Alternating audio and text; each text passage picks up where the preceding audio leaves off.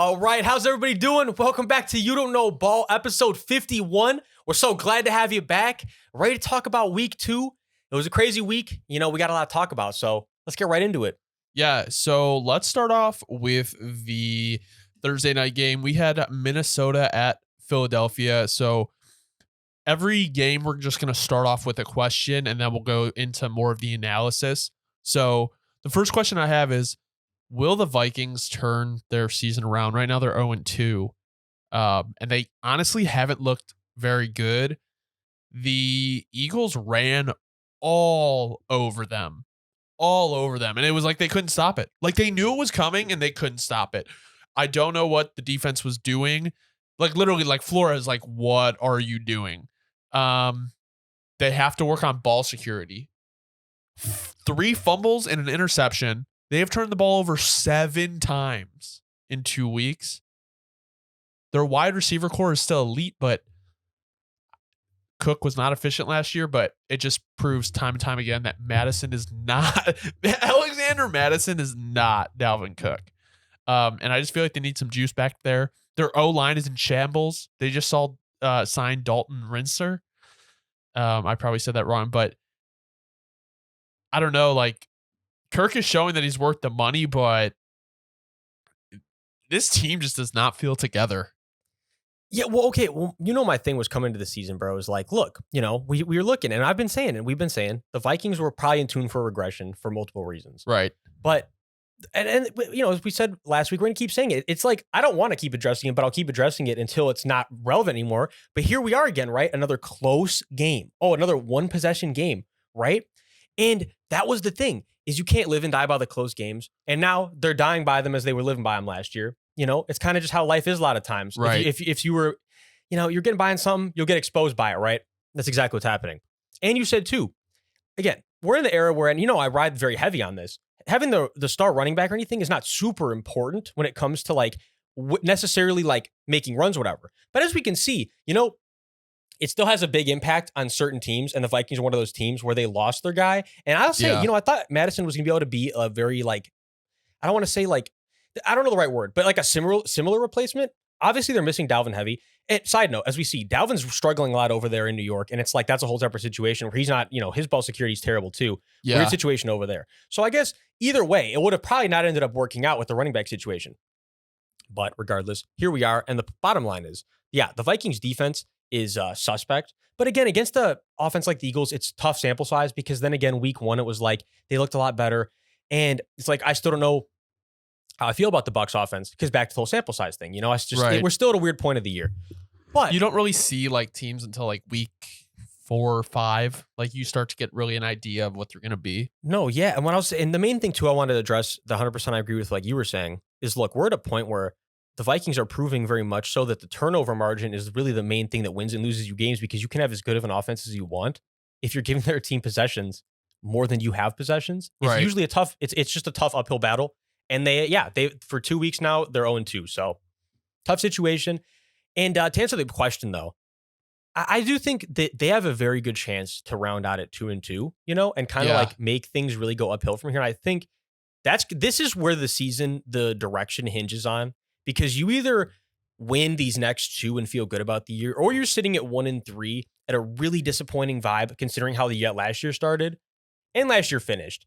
And I think a lot of questions are going to start being asked about Justin Jefferson, et cetera, et cetera. And they're tough questions around Kirk. And, you know, the Vikings know the pressure's on. There's just no other way to put it. The pressure's really on to win these next 2. Yeah. So Dangerous Steven says in the chat that the Vikings need a new back in line. And that's pretty much kind of what we were saying is it's just brutal back there because you have such a good receiving core. But if like Kirk is not the most mobile guy, so having him move around is not going to be a thing. Like he's not going to be escaping the pocket. Like he can run when he really needs to, but that's not going to be a thing. So, going kind of over to the Eagles side of things, something that I have noticed through these first 2 weeks is like they play well enough to win, but you can just feel like the shakiness of the team. And, you know, I was really thinking about this because I was watching the Colts. We watched every game, and, you know, I was looking at the Colts and I was looking at the Cardinals even, and you can see that their teams are just so put together, like they're executing, right? And like people were hating on Gannon, and I even threw a few. I mean, I think everyone was throwing Oh, shots after that video. Yeah, you know I was. But it's like, I like Nick Sirianni, but that team just doesn't feel the same. I think that O-line is so strong and their defense is so good that they can like overcome it. But I think that's something we need to watch throughout the year is, okay, well, maybe they're not going to dominate like they did last year. I just think that's possible because of the coaching changes. Jalen Hurts is still good, but I think it's very clear that Steichen was running the show with the offense. There's an offensive coordinator problem in Philly. And maybe it's just the learning curve, but to me, it just did not look good. They were able to run the ball over defense. I mean, like DeAndre Swift was hooping, Devonta was hooping, and you can't stop that little sneak they do. But it's like, I don't know. I feel like in games where they play like elite talent, the offense is actually going to struggle this year. Well, no, and I was going to say, no, 100%. I do agree. It's not the same as last year. But on the other hand, I think I'm looking at it much more like this, where it's like, look, it is very hard to come, and when you already are coming off of the Super Bowl appearance and loss, right? I mean, tough enough. Take two new coordinators, have to, get everybody reacclimated in a new system, get everybody refocused. You know what? And come out swinging 2-0. It's tough no matter what. They've done it. I'm going to look at it where it's like, that's still, they've gotten the job done. It's not as pretty as maybe, we expected, but it is what it is. And two, you know what? Yeah, the past game is definitely not as pretty as it was. But I think that's, like I'm saying, Jalen's still getting used to it. I think he'll get more and more in rhythm. Yeah. But the run game looks great. And you know what? That's the main thing you want to look great, because when the run game's going, you can make everything else get going. If the run game's not going, as we've seen with a lot of teams, it does not matter. You will struggle, right? It's just how it is. And you can also turn out possessions where you're chewing the clock. You love it. And two, with the Vikings, I just want to add, I mean, it's also much easier to run the ball in the Vikings when they have safeties in the box 90% of the game, and your whole line is just pushing them. Like, man, you got to adjust sometimes, like you're saying about Brian Flores, but it is what it is, right? Game's already over with. We move forward. But the bottom line is, too, I mean, the Eagles, obviously, learning curve type of situation, but I do think they'll get back into the standard. And two, another point I just wanted to add, like we were talking about before the show, and it's not like it's even something crazy to follow, but I just think it's crazy that this is even a situation we have to discuss. AJ But Brown. the thing with AJ Brown and Devontae Smith, right? You'd think like, oh, here we are seeing like I don't even want to say the Devontae Smith like full out breakout, because it's like we knew this was going to happen. We knew that he already had a super talent. He's just playing with another super talented receiver. But it's like right now with AJ Brown, maybe not exploding out the gates as much as you would have expected, or maybe Eagles fans would have expected. I figure you'd be like, all right, we're winning games. Who cares? Like, I'm going to get in rhythm and we're going to figure it out. And just that doesn't matter. It's about the team. No, here we are having to discuss that it doesn't matter that all these things are good and in place, that he wants the targets. He said he's not getting targets. And I get it. He wants to impact the game. He feels like he can impact the game, right? It comes from a place of wanting to help the team. But you know what? Again, they were winning the game. They played good. And you know what? It is what it is. I get it. It's just, it is just alpha personalities clashing, and it happens. I'm just saying, it just seems unnecessary when everything's working as well as it's been working, and you're trying to repeat a Super Bowl appearance, try to get a job done this year. I just feel like it's just kind of a tough look, as I'm sure a lot of people agree with. But see, this is where I'll disagree. Like he got 10 targets last game. He only got 6 this game. But I feel like, remember what that kind of like feeling I was talking about where they don't feel like put together all the way? He may feel that. And if he had I think Steichen was a great play caller last year. If he feels that play calling is not up to his standard or their standard, and he is suffering because of it, I understand where he's getting upset. I don't think he handled it the right way, and he came out and apologized. But my thing is, at the end of the day, if it's remember Mac Jones last year with Matt Patricia? He knew that he was not being played at the level he should be played. And I feel like that is kind of similar to maybe how AJ Brown felt. And like I said, I could be overestimating how bad the play calling was, and it's a new offensive coordinator. But I think Sirianni even could tell. You could tell he was frustrated. So I don't know. I'm interested to see how the Eagles season plays out, because like I said, I think that we're going to see them in some pretty interesting spots versus elite teams. No, for sure. And to your point, bro, it does. It comes with the territory of, I think, the expectation. And again, he wants to play really well. I don't think it comes from I need a ball. I think like you're saying, it comes from he wants to help them win. He wants to win. He wants the standard to be as high as it was last year. Yeah. I think it comes from that place. And I do think, again, I don't think there's anything. I'm not worried about the Eagles. I think if anything, like I'm saying, it's a good thing they're 2-0, because you're at a point where you're struggling out the gates, learning new things, because it's a whole new system on both sides of the ball. 2-0. 2-0.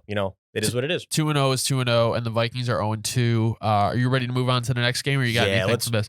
All right. Well, I was going to say, if anything, just last thing. But, Jordan Davis, Jalen Carter, the new defensive duo in town. And, just if you don't know that they're the new defensive duo, get in tune. But all right, moving into the next game, Green Bay at Atlanta. Can the Atlanta Falcons make it to the NFC Championship? So, and this is not from a place of any, from a hater. I think the Falcons are a very formidable opponent this year. And honestly, they're concerning. They're a concerning team for sure for anybody in the NFC. I do think, though, they're not at the place where they're going to make a jump yet. I think we're seeing, though, things come together, right? Bijan looks like an absolute all-pro, like we figured. I mean, this is absolutely no surprise. I think he's very much in the same realm as Jalen Carter, where it was like absolute, they could be all-pro rookies from day one. 2 guys from this class, right? But I think if you're asking me also, too, the thing, like, what's holding them back? Again, sounds bad. No, it's something that, like, no fan base wants to hear, and you're going to sit here and reject it immediately. But again, when Desmond Ritter's the QB and the whole the ideology behind the offense is like, we're just going to play as careful as possible because that's how we're going to win. I mean, that is right now. It's working. Again, it works. It's working just fine. Run the ball, chew the clock, play very stout defense, shell behind it, keep teams from the big play. It works, right? That's what the Falcons are doing, and it works. Yeah. Again, I just think that if you're going to make the jump to the championship level at any, like, even conference championship, you have to be at a point where you have a quarterback that can at least hit a few shots a game, and you can count on a few shots. He did hit some shots this game. He does. I'm not considering, but it's like, again, I just think that the way the offense is run is very, very, very, very around the ideology of that they just want to be, you want to limit it. We want to limit any type of risk. And I just think you want to be in a position where it's much more like the defense is at risk when I'm throwing the ball. And and I think every team feels that way. Again, could they make a run? I can't sit here and say no, because again, good defense and running the ball and chewing the clock is a recipe to win games at any level. But the reality of the situation is, bro, Falcons right now are a good team. Again, we're 2 weeks in. Nothing, so again, back to my thing with sample size. Sample size is a real thing. But so far, again, 2-0 is 2-0. And the Falcons defense looks really stout. Small sample size. But and they showed up when it mattered most. Yeah. At the end of the game, and that's what you want to see. Yeah, so I am watching the Packers Falcons. Something that I really picked up on about Ritter is he's a tough player, but like you were saying, like he needs to be that game manager for them. He had 2 drop picks, that really should have been picked. Quay Walker and Jair Alexander, who could have possibly took it back. And this game was a 1-point game. That would have swung the game. So if the Falcons offense wants to succeed, he cannot put the ball in danger to be that effective game manager that they need him to do. And another area that he really struggled in was the red zone. I liked what they did with him. Like when he would get out of structure, like out of the pocket, like he was a little bit more like crafty than I thought like Desmond Ridder would be. And he can actually use his legs. Like they had design runs for him and everything like that. It was a nice touch, but you can really tell this like team believes in itself. And I think Art Smith has created like a great culture there. So do you remember it was like 4th and inches with 2 minutes left. And instead of sneaking the ball, they did a flip out to the outside and they got it. You saw his reaction? Oh my God. He was like, no, dude, that was actually one of those moments. I actually want to discuss this real quick. Side note, tangent. Okay. But all right, that's one of those moments where if you don't make that play and that's the reaction, everybody's going to go to that moment for the whole season. Yeah. It's like, oh God, like this is the identity of the Falcons. Oh, look at this. But lo and behold, again, things happen for a reason. Yeah. Bijan made that play for a reason. The call worked. Hey, and here we are. Art Smith looks like a genius. And I'll say, but regardless, I'm an Art Smith fan. I think Art Smith, I love a lot of his principles. I love the way he plays. We love the whole, I don't really care about anybody being a superstar. I'm just trying to win a game. I love it. And to a lot of just, the Falcons defense looks a lot better this year. Yeah. My boy Caden Ellis from the Saints is just balling out. I know Falcons fans know he looks great. I'm not surprised. Disappointed when we lost him. David Onyemata balling out too. And another ex-Saint. But not just that. I mean, we know Jesse Bates is going crazy. The Falcons got a really good defensive unit. And again, it's testament to Art Smith. He's really built the team. My thing is though, okay, I want to raise a question. This is fun. Because I didn't think about this till just now. I really didn't. But we're at a point where the question needs to be asked about the Falcons, right? Is if Desmond Ridder just mids out, has a really tough year, and we're looking, what's everybody going to say about the Falcons? We're all going to have the same consensus. You're like, that team has a really solid defense. They have a really good line. They got good trenches. The receiving core, you got to love it. I mean, honestly, maybe you want to add another guy this offseason, but the combination of Kyle Pitts, Drake London is absolutely something you can just build around for a long time. The bottom line is, what are we going to say? Oh, we're going to be scratching our head saying, what do they need? Right? They're going to need the quarterback if it's not Desmond Ridder. And what is my thing I'm going to say here is, what's the route? Are they going to do? I'm not comparing to the Niners. They're nowhere in Niners territory yet. But let's say that they really make that big jump and they show that this is really a team. Again, I'm saying because I can't say yet it's week 2, but let's say this is how they look the rest of the year, right? And then Desmond Ridder's not the guy. Are you trading for a QB or are you drafting one? Because back to the whole thing of, is the window too small to just draft? And then it's like the Falcons might really be, what I'm leading to is the Falcons might really be a team in that territory where they might be looking to trade for a superstar quarterback this offseason. Okay. We've been looking at situations to monitor with guys who might be training quarterbacks. It's looking different now with the fact that the Cardinals maybe are a competitive team and not, but they can, there's things that are volatile right now. The question is, at the end of the day, though, is, are the Falcons keeping one of those teams that might be looking at a new quarterback situation from a trade perspective? Yeah, so I could definitely see a trade. So something that I was kind of joking about in our chat, but not, I was halfway serious. Like, Justin Fields would really play well in this offense if he could get over those throwing issues. But here's my thing. You saw what Arthur Smith did with Ryan Tannehill in Tennessee. He had his best year under Art Smith. So my thing is, if you can get Desmond Ridder to that level and mold him from a younger age, you may have your guy already. And they like Ridder, and he plays with like an edge to himself. Like, he was talking shit, like he was going crazy, like he'll take a hit, like he's a tough guy. So, and another thing, like, kind of to go back on what you were saying, like, watching London, he's growing every game. Bijan, worth the top pick. Kyle Pitts, so good. Jonnu Smith to pair with him, so good. Like, London, Jair Alexander is one of the best cornerbacks in the league, and London was having his way that game. He was having his way. Art Smith is such like a creative coach, and like, the Falcons have done such a good job just drafting talent. Like, they are just drafting the top guys. They've done such a great job at it. No, they have. I would say they definitely have, and I'll say 100% with Bijan. And I want to say, too, the thing with Jair.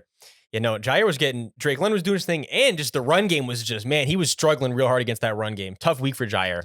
But I would say, moving over, I just want to talk about, I got to talk about the Packers real quick, too.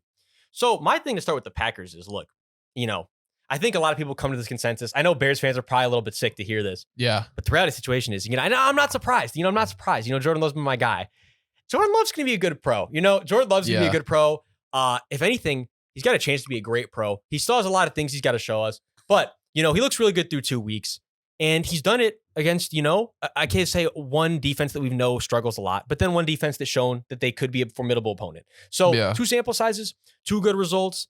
Obviously there were some things at the end of the game, the QB sneak, all that. Yeah, there's some rough moments here, and there's definitely some tough scenes, which is bound to happen. But all in all, good sample size so far for Jordan Love. And if you're a Packers fan, you love to see it. Young receiving core too. Obviously you're missing a lot of things, but Jaden Reed has showed you Jaden Reed's going to be a good pro. Jaden Reed's going to be electric.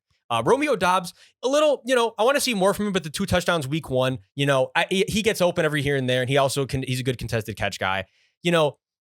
It is what it is. My main thing too, as I've been want to talk about is, I know Packers fans have been really on the subject. AJ Dillon is struggling. Like, AJ Dillon's tripping over his own feet a lot. AJ Dillon looks, and as a fantasy owner, I'm not even gonna get on that. It's just tough scene, especially because I'm so running back short. No, but seriously, besides the point. Yeah, I think, and that was my main point, is Jordan Love was working with, not a lot on offense right now from an injury perspective, from a lot of things. No. And they look like a good offense, to me, and they're operating. He's operating the offense really well. He looks very comfortable at the line of scrimmage. That's something you love to see. Yeah. He looks good in the pocket. Packers, I would say, if anything, this is one of those losses where Packers fans, I don't think you should panic about it. It is what it is. It's one of those, we should have won that game.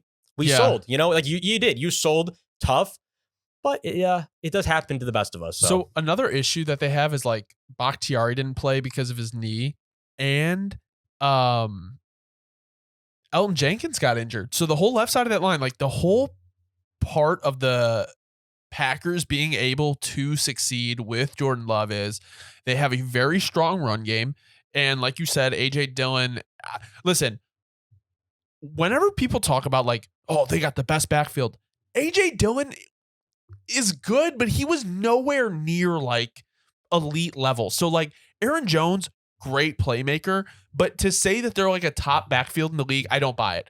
The backfield comes from the line being so good, and if Bakhtiari is not going to play because he's still dealing with an injury he had from 2 years ago, and Elton Jenkins is hurt, your left side of your line is backups, and now they have a deep offensive line, but it's just like, I don't know. And this is not to hate on the Packers. Like they're going to be a good team, and like their D line was creating pressure on run plays, or on pass plays, but they did struggle some with the run defense. But that, I mean, the Falcons may be one of the best running offenses in the league. So I don't really know, like, we'll like sample size, like what you're saying.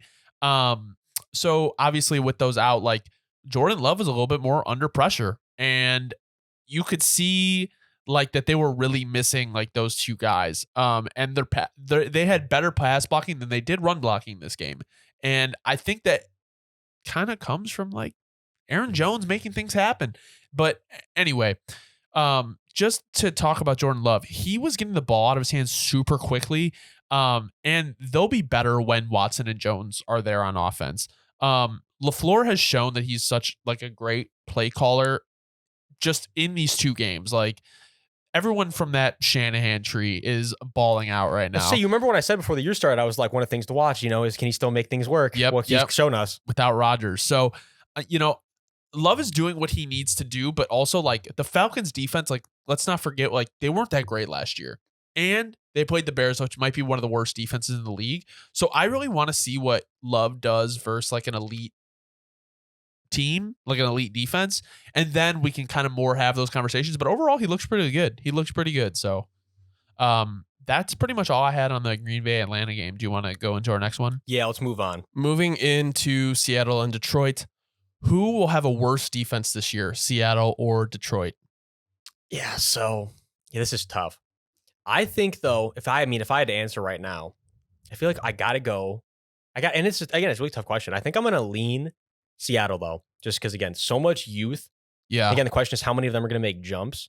And I think we've seen Tariq Woolen still is that guy, and he's making made a jump. But the question is with all the other young defenders, are they gonna make their jump? Is everyone else gonna hold their end? And the Lions, again, tough game, really tough, and they got shelled. But they showed us week one. But the thing with the Kansas City offense, back to the sample size, it's like the Chiefs offense is really struggling right now. So, it's tough. But yeah, I mean, as of the moment, I'm going to lean towards the Seahawks just because, it's kind of been the theme recently is like the young defense gets shelled. Even when the offense puts up a lot of points, they play a lot of shootouts. So I think with that case, I got to go with the Seahawks. Yeah, I think for the worst defense, I think I'm going to say Detroit. I think Seattle has like a lot of pieces on defense, like young pieces that could take steps like mid-season. And, when's the last time like Detroit's had an elite defense? Like Seattle has had it in the last decade. So, you know what I'm saying? Like, no, that is I trust Seattle to like figure it out more. So just kind of going into the game more. So I thought the play calling for both teams was really, really good. But they both struggled with pass coverage. Like to talk about that defense, like it was an offensive game. And I'm not gonna lie, every time Seattle and Detroit has played, it's been really fun to watch. It's been a really fun game to watch. It definitely is a fun matchup. The Lions pass rush was pretty questionable this game. Like both quarterbacks had a lot of time to throw. But let's get into Seattle. DK Metcalf has gotten better every year. Like, even if he's not like developing new skills, like it's obvious, but like, it's nice to see that he hasn't like plateaued. Like you can tell his game is like aging well. They were feeding Kenneth Walker a lot, but even when it wasn't working, they were trying to give him the ball, trying to establish that run game. I would really like them to use Charbonnet a little bit more, because he was like on those short runs, like he was being pretty aggressive with the ball. Like I liked what I saw there. And the main thing is like maybe Geno hasn't grown as like a player, like skill wise, but you can see like the step forward in the chemistry with those receivers where it's like their offense can cook. Like and Shane Waldron, their offensive coordinator, like head coach watch this year for sure. The run defense was on and off. They got into the backfield in the first half. And then their defense started to show up in the pass rush later in the game. But yeah, no, the Seahawks receiving core is deep. They have a lot of weapons on offense, and looks like a completely different team than week 1. No, I would say, so just for starters, just like you just said, I think if you're a Seahawks fan, you're definitely taking a deep sigh. You're like, all right, Gino, he still didn't write back. We're chilling. Yeah. Still look, week 1, it happens. And then, again, and then I'm with you though, 100%. Zach Charbonnet, let's get Zach Charbonnet more carries. I tweeted I was literally 3 years ago. I said Zach Charbonnet RB1. I didn't even know what class he was at the time or anything, but I saw him playing at, I think it was at UCLA. And dude was just running, man, running. He looked huge to a time where it was like, when you see an NFL back in college a lot of times because they just look so much bigger than a lot of the running backs. And it's like, all right, yeah, that guy's got size. He's gonna be able to take hits. And yeah, he was just in that category. And now that he's here, again, 4 yards of carry, get the man the ball more. Kenneth Walker though too, pounded it, getting them touches, making it work at the goal line. And we know Kenneth Walker, a very talented guy. With the Seahawks, I think, and I think, like I said, and you said, that, yeah, a lot of young defenders, I'm with you. I do think a lot of the young defenders are going to make a jump this year. I just think it comes down to volatility within, and they're going to get in shootouts. They're definitely going to get in more of these games. It'll be what it'll be. But I do think, again, when in terms of upside, I think the Seahawks defense has more upside because, again, with the Lions, that's not what you want to see. 37 points against the Seahawks, tough look. And again, Jared Goff, and it's not the Seahawks are a good team, but it's just tough to get shelled for 37 no matter who you are. And again, you don't want to see that week 2 when the identity of the Lions, like we were saying before, was the offense will put up a lot of points. The offense is going to do their job. And then in those games, the defense doesn't. You don't want to see this. This is tough. And again, too, no pressure really this game. Let me just make sure I'm correct here. But yeah, 1 sack the whole game, and the sack came from Alex Anzalone. Against the younger offensive line, you'd want to see more pressure. You'd want to see more disruption. And it just didn't happen.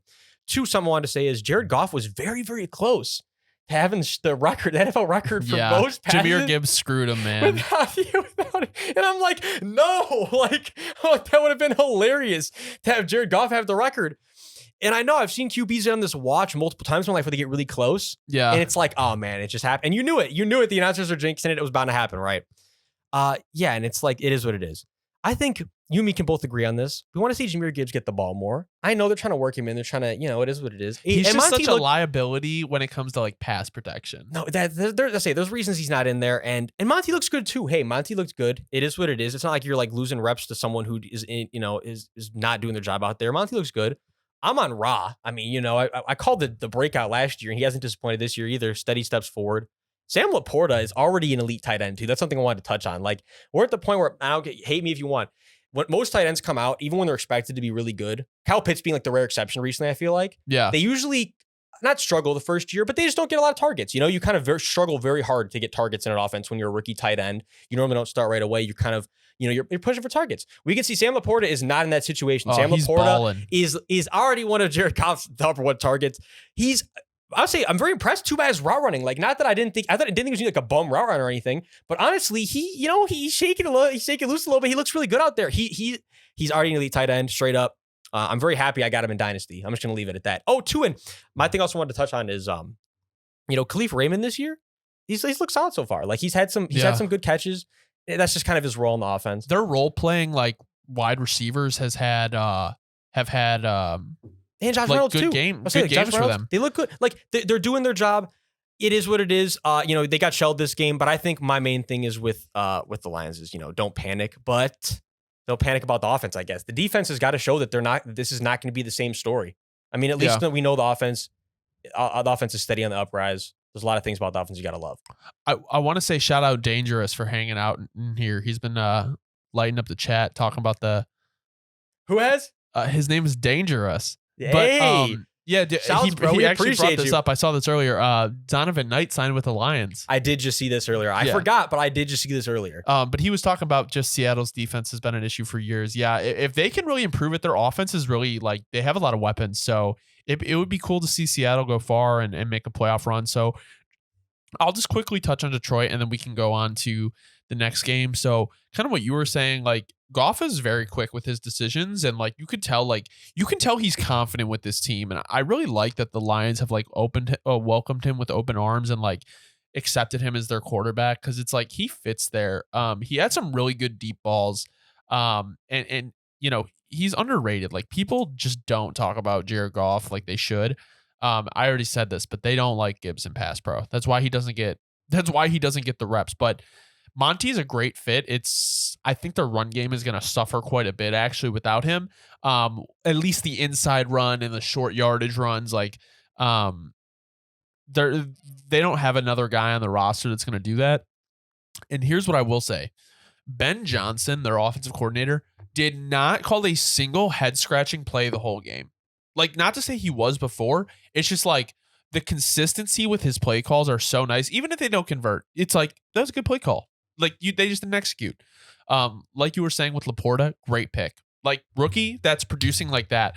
Not the greatest in the run block. He was getting some blocks off, but he's got a ways to go. But he was making contested catches in the clutch. Like, as a rookie tight end, like, it's making the Hawkinson trade look better and better, especially because the Vikings just paid him and Josh Oliver. It's just making Iowa tight ends look better and better. You Yeah. know, the stock just keeps going up with those Iowa tight ends, man. So the main thing I want to touch on the defense, and then we can move on to the next game. So first off, they were holding Aiden Hutchinson a lot, like almost every play. But here's what I will say. There was a lot of missed opportunities, turnovers, sacks, and they really should have capitalized on that injured Seattle offensive line. They were without, I think, both their tackles. That's what I'm saying. It's like you want to see them, and just a young line in general. It's like you want to see some fireworks from your D line that game, and it's like, that's just tough. Dangerous asks, where do you want to see Ben Johnson take the head coaching gig? Well, I'm a Bears fan, so I'm hoping they clean house this year and he comes to the Bears. I hope they get rid of Justin Fields and just draft a new QB and let Ben Johnson come in and cook. I don't really know. I mean, like, I think Kellen Moore is the next head coach of the Chargers once Staley's gone. Talk about a successor in the house. Yeah, literally. Ben Johnson, Ben Johnson would. I'm trying to think who's going to have head coach openings next year. That's the thing is it's a great question. I just struggled to answer the question because who do we think was going to be losing their job? I thought for sure that Ron Rivera was going to be on the outs. Well, right now it's looking like great. Right, I say it looks like it's like that situation looks fine over there. And yeah, exactly. Even if that was the case, Bieniemy looks great over there. It's like, so yeah, I don't really know who I think is going to be someone who's just a guarantee to kick their coach out the door. Because even with the teams that are struggling right now, it's like, yeah, Kevin O'Connell's probably would not get the boot even if the Vikings finish really rough. Belichick's definitely not. It's like, I guess the Raiders. I was just about to say the Raiders would definitely be. Oh my God! What? Get T. Higgins to Carolina and get Ben Johnson with Bryce Young. Hell no. Get Frank Reich out of there, man. Get Frank Reich out of there. That would be crazy, though. On a serious note, that would be crazy. I mean, that would be best case scenario. Because again, I still believe in Bryce 100%. And Bryce looks fine. We're gonna touch this when we get to the Panthers. Yeah, but that'd be a great situation. Yeah. All right, let's move into the next game. Chargers at Tennessee. Will the Chargers finish under 500 this year? Well, so yeah, it's just so tough to answer right now. I'm gonna pop up and look at the schedule. I'm gonna cheat a little bit here too while I stall. But I'll say for right now, dude, it's so tough. I'll say it's certainly possible. And, I have so many things I want to get into with the Chargers, so I'll let you answer the question first before I even get into my tangents. But I'm going to leave my question or my answer to the question at that. It is certainly absolutely is possible. Yeah, I think so too. I just think like they just don't know how to win. And I don't know if you saw the post-game conference with Staley. Like when they asked him about the Jaguars loss, he was so heated about it. Like you can tell that team still thinks about it because he definitely still thinks about it.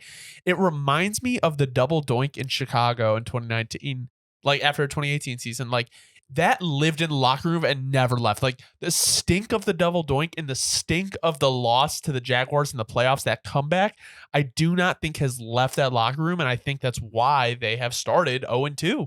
And that defense is horrific. Horrific. You are a defensive head coach. We go over this all the time. Why are you the head coach? If you are not providing an elite defense, why are you there? What is the point? What is the point? Oh, and again, let me be clear about this. There's very few professions where I would feel bad or not feel bad outright just saying on a live show, like, oh, this guy he's doing such a poor job, he needs to be fired, right? Well, the thing is, these guys are making millions of dollars. They are completely avoided from that because, again, they're making racks doing this. Again, you're expected to perform, especially when again, what is his job specifically before this? Was DC around a bunch of legendary defensive minds. That's literally his MO coming in. That's, I'm sure, very much was his selling point in any negotiation was like, look, I've been around X, X, and X. I know a lot of very good defensive schemes. I know a lot of things. I've been around all these great guys. I'm going to come in your building and I'm going to bring these philosophies. He hasn't done that very clearly. And again, to your point about the Jaguars' loss still stinging, yeah, it's the loss and the 30-point comeback. It's also on top of it, the fact that what was the reason they sold? The defense. The defense is what killed them. And the very thing that he is supposed to be the one holding together, he can't hold together. It's been the thing since he's gotten there.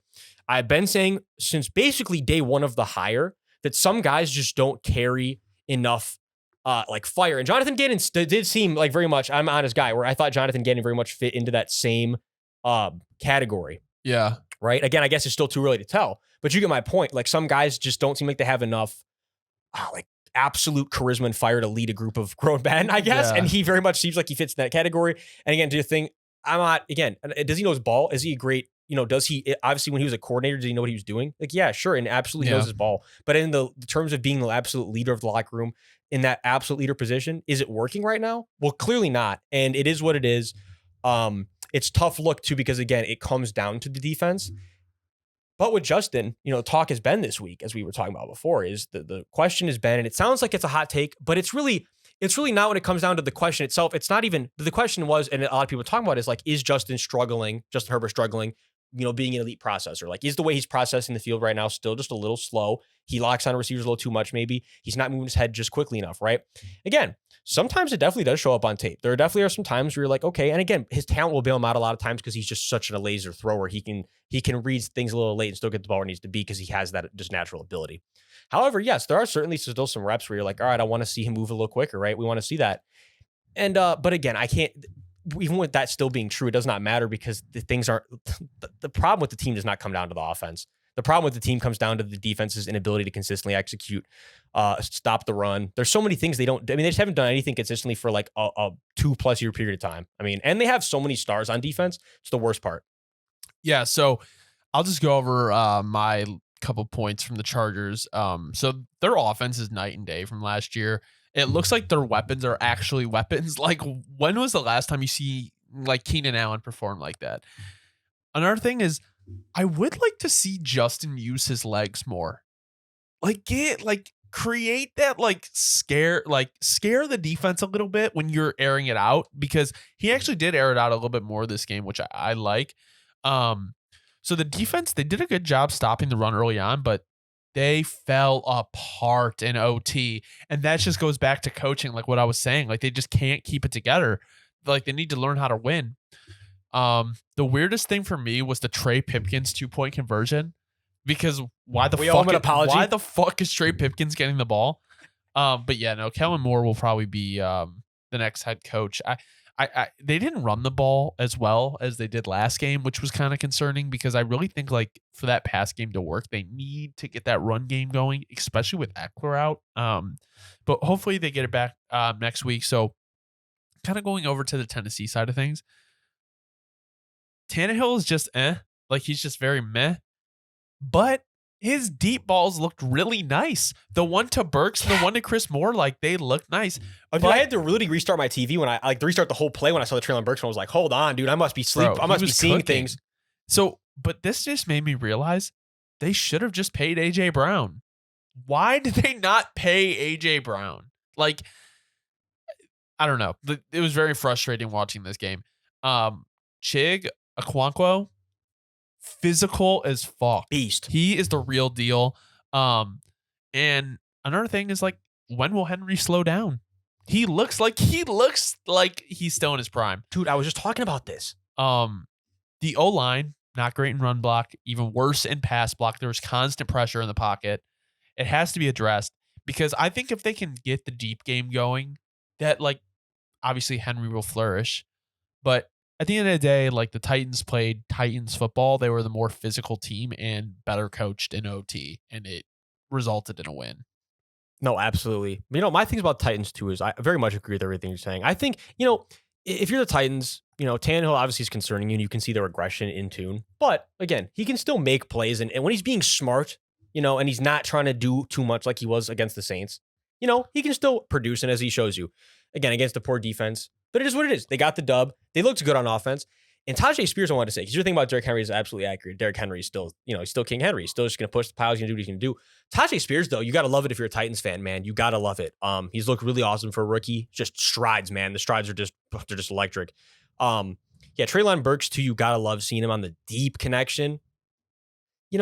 I say, if anything, I thought D-Hop maybe was going to be getting more targets than he has these first couple weeks. Yeah. But I think it just comes with the age. It is what it is. I think he just pulls a defender. No, exactly. At this point, it's basically absolutely. And he still is going to get his targets. He will. But yeah, Chiga Okonkwo too, up-and-coming star, no doubt, up-and-coming star. He fits very much in that thing I was saying about a lot of tight ends. They don't have the big numbers right away. They're not getting Laporta numbers, but you see the blocking, you see him getting good targets, you see him doing his thing with running routes, and you're like, okay, he's on the up. Definitely is Chiga Okonkwo right now.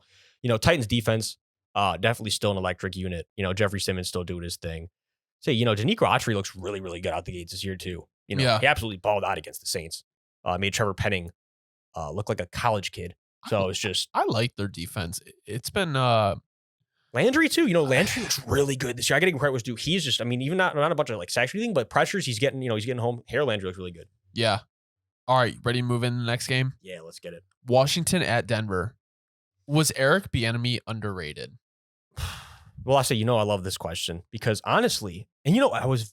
Again, I'm an honest guy. I love being proved wrong. As much as I love being proved right, I love being proved wrong. I don't know everything. If I did, I'd have all the answers. That'd be no fun.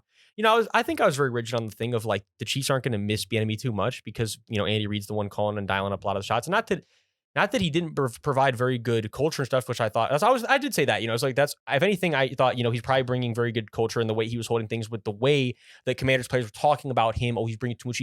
I'm like, okay, I look at that as a good thing. He's bringing championship culture. That's what you want to see. So at least we knew he had that over there and he was working that in over there. Again, so I didn't think that they were going to be missing him, or at least seemingly as much as they are off the bat, struggling to get things going with Nagy, the Chiefs I'm talking about. But then over here with the Commanders, offense, I'd say surprising us a lot. Not that we didn't know that there was a chance that they would look a lot better this year and that Sam Howell could definitely be a productive pro, because we definitely had a few times we talked about that during the offseason. It was kind of like, what's the Sam Howell experiment going to look like? Well, what it looks like right now is Sam Howell looks confident in the pocket. He looks like he has good footwork in the pocket. He throws the ball away when he's got to throw it away. He makes good decisions most of the time when he's got to make good decisions. And honestly, he looks pretty good right now, pretty sound. And against the Broncos defense, hey, a good unit last year. It's just a good sign if you're a Commanders fan. Brian Robinson, 2 touchdowns. I think too, the Terry McLaurin catch, that was just an absolutely unreal, just an unreal play. It's gonna be one of the catches of the year. And my main thing is too, when you look at the Commanders, is they move the ball around a lot to a lot of different guys. It's the best sign to have as an offense by far. You want to make it hard to game plan, right? And the Commanders D line is just absolutely ferocious. You love seeing Chase Young come back and look as good as he did in his first game back. Emmanuel Forbes is locking dudes down. Emmanuel Forbes was looking awesome. He looks really good. And we knew he was the man guy. He was the guy where it's he's sticky. That's the sticky one. He's the sticky corner, right? And it's he's showing it. He's sticky so far. Yeah. So kind of going off of kind of what you were saying with the Commanders. 1, 2, 3, 4, 5, 6, 7, 8, 9, 10 different people caught passes. Sam Howell was... wait, let me see the last one. Hold on. Look, who is that? Yeah. Byron Pringle. That's hilarious. So this team is playing with so much continuity that I have not seen in the past years. I can't remember the last time I saw a Washington team that seemed put together on offense. Sam Howell is, like you were saying, very, very crafty. This is the biggest thing I noticed about Sam Howell. He knew when to scramble and he knew when to stay in the pocket. And he was calm in the pocket. Almost to a point where he was too calm. Where it's okay, throw the ball. You need to go now. Which is good because you don't want guys that are super jumpy. And he was threading the ball on some deep passes, which was so good to see. And they really need to improve that O-line. It's not horrendous, but it is definitely a weak point of the offense, especially with a loaded receiving core like they do have. Brian Robinson is really starting to come into his own. He caught 2 passes for 21 yards this week, which was really nice to see. He got close to 100 yards on the ground. I think he had 87. But Bieniemy's offense is looking nice, and I you can say the Chiefs are maybe suffering a little bit from not having him. So just to kind of touch quickly on the Commanders, Emmanuel Forbes is a dog, and the defense is nasty. And they showed up in the second half with pressure. They started slow for sure. Just to finish off with Denver, their run game looks nice. I think Javonte Williams looks healthy. They need to use Marvin Mims more in any way they can, because he was really the life of their offense.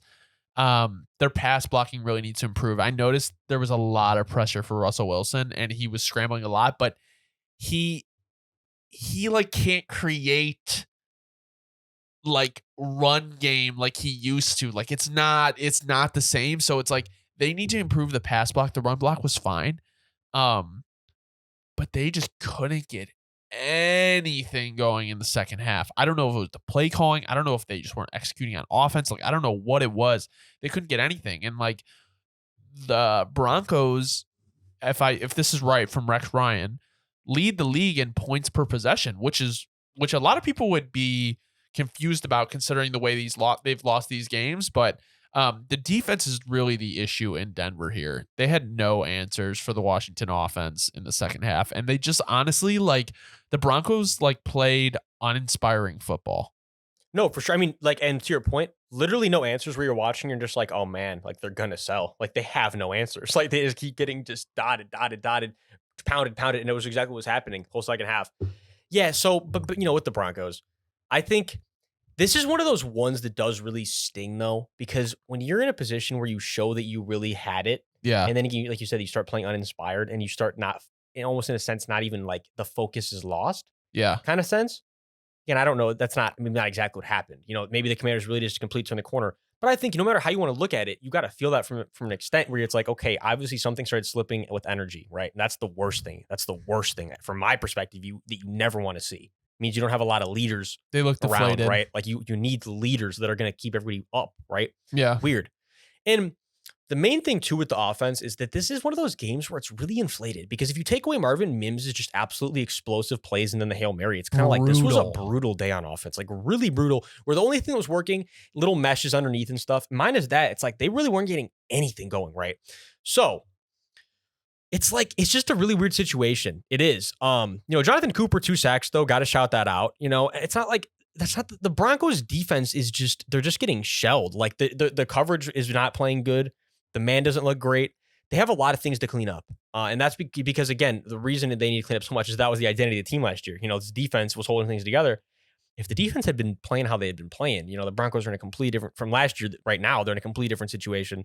So, yeah, we're in a weird situation right now with the Broncos. I do think they're going to be one of those candidates to like really turn things around here. Like we were saying about who's the other team we're saying is definitely in that prime, the Vikings. Yeah. They're kind of like they're prime candidates to turn things around. But are they going to do it? I don't know.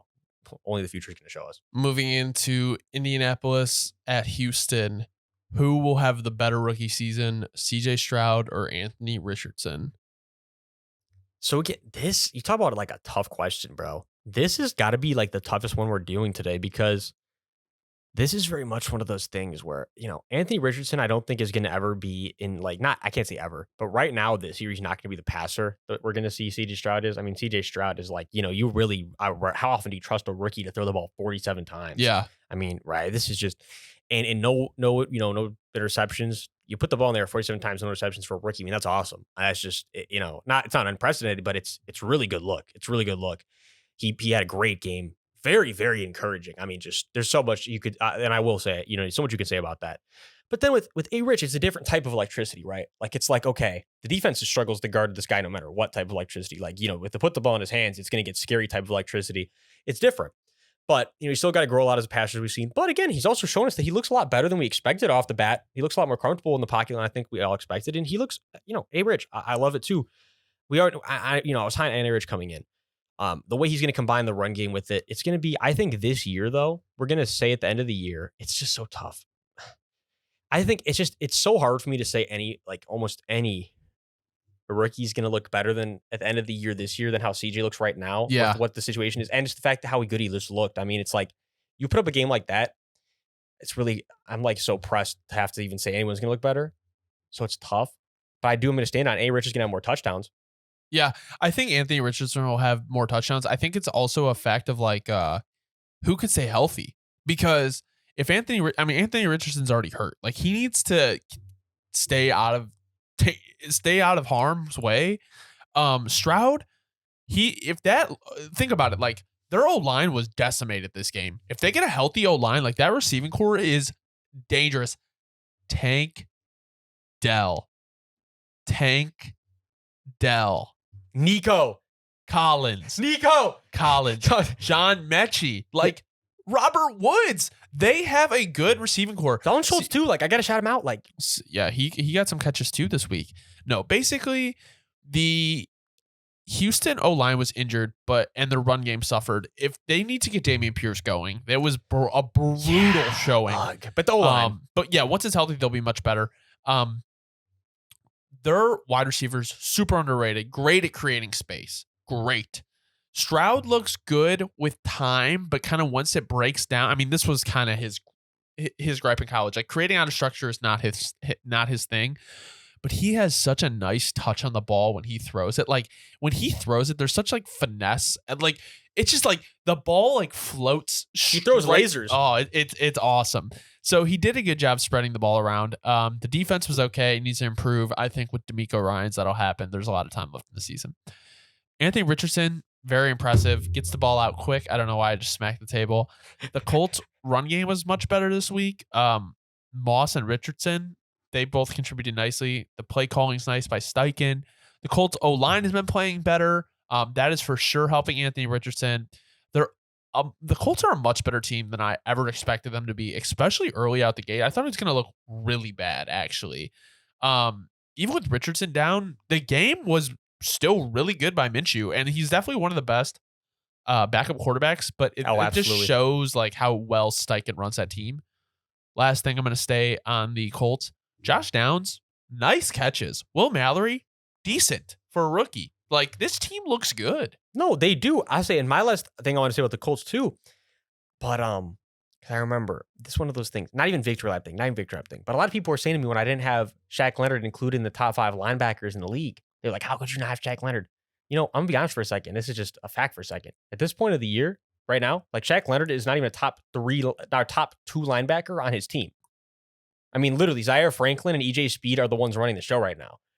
So that's just one of those things where the way that I think Shaq Leonard's kind of dropped off after, I said after, what am I saying? But after this injury, kind of like not something anybody really talked about here, but he definitely is one of those guys who were superstar before it, and now he kind of has like really struggled after the injury, and it's like, will he ever get back to that same level? You know, I don't know, but at the moment, it is what it is. Yeah. All right, ready to move into our next game? Yeah, let's do it. All right, let's do Baltimore at Cincinnati. Could the Bengals miss the playoffs? Yeah, so again, when you start when you start 0-2, it's a tough situation no matter what. I do think though, it's just going to come down to Joe Burrow, right? Like it comes down to if he's healthy or not, because that's been the problem right now. Again, I remember Bengals fans were saying Jamar Chase was saying he shouldn't rush back from this. He should he just should have chilled. Yeah, but Jamar Chase was right. Because now you're in that worst case scenario. You rushed back, wasn't even good to begin with. You put all the pressure on the team. Versus if you didn't play and then there wouldn't have been as much pressure. And now the pressure is just immense, right? I mean, this was worst case scenario for sure. I mean, no doubt about it, right? And it is what it is. But I do think if you're asking me, I'm a betting man. I'm going to still lean that the Bengals will find a way in the playoffs. They showed they have that moxie. They showed that they start rough and they still bounce back. But this is of all years, not the year you wanted to do it with the AFC being just as crazy as it's going to be. So nope. And the thing is, okay, so about 11% of teams that start 0-2 make the playoffs. Now, like you said, if Joe Burrow wasn't hurt, I necessarily would not be worried about the Bengals. He should have just stayed out till week 5. Why? They could have won a couple games. Like now it could be worse now that you re-aggravated it. You're back to square one. Like what? It was so frustrating to see right off the payday too. But yeah, I'm stressing, bro. Let's get into the game. So the offense does not look fluid. Even the little things like look hard. Like it seems like you ever watch someone try to like muscle a ball, like Cam Newton after his shoulder, like trying to muscle a ball. Like that's what this offense looks. It just does not look good. They have to get the run game going. They only ran it 15 times. So the teams are taking away the deep ball because they can't run the ball. So they're just killing them in the short game. Like, the defense realistically only has to defend the intermediate and short routes. And it's like, with Jamar Chase and T. Higgins, they'll take that all day. All day. So with Joe Burrow re-aggravating his calf, they only threw 2 balls past 20 yards this game. With Jamar Chase and T. Higgins and Tyler Boyd. T. Higgins is good. Chase has to step it up. They really did struggle to get pass rush. Even though like Lamar didn't like run a lot like he used to, anytime there was pressure in the pocket, he would like just casually step outside and scramble for a few yards or find somebody. It was like it was so easy for him. It really felt like Baltimore could march when they wanted to. And the score was close, but the game did not feel close.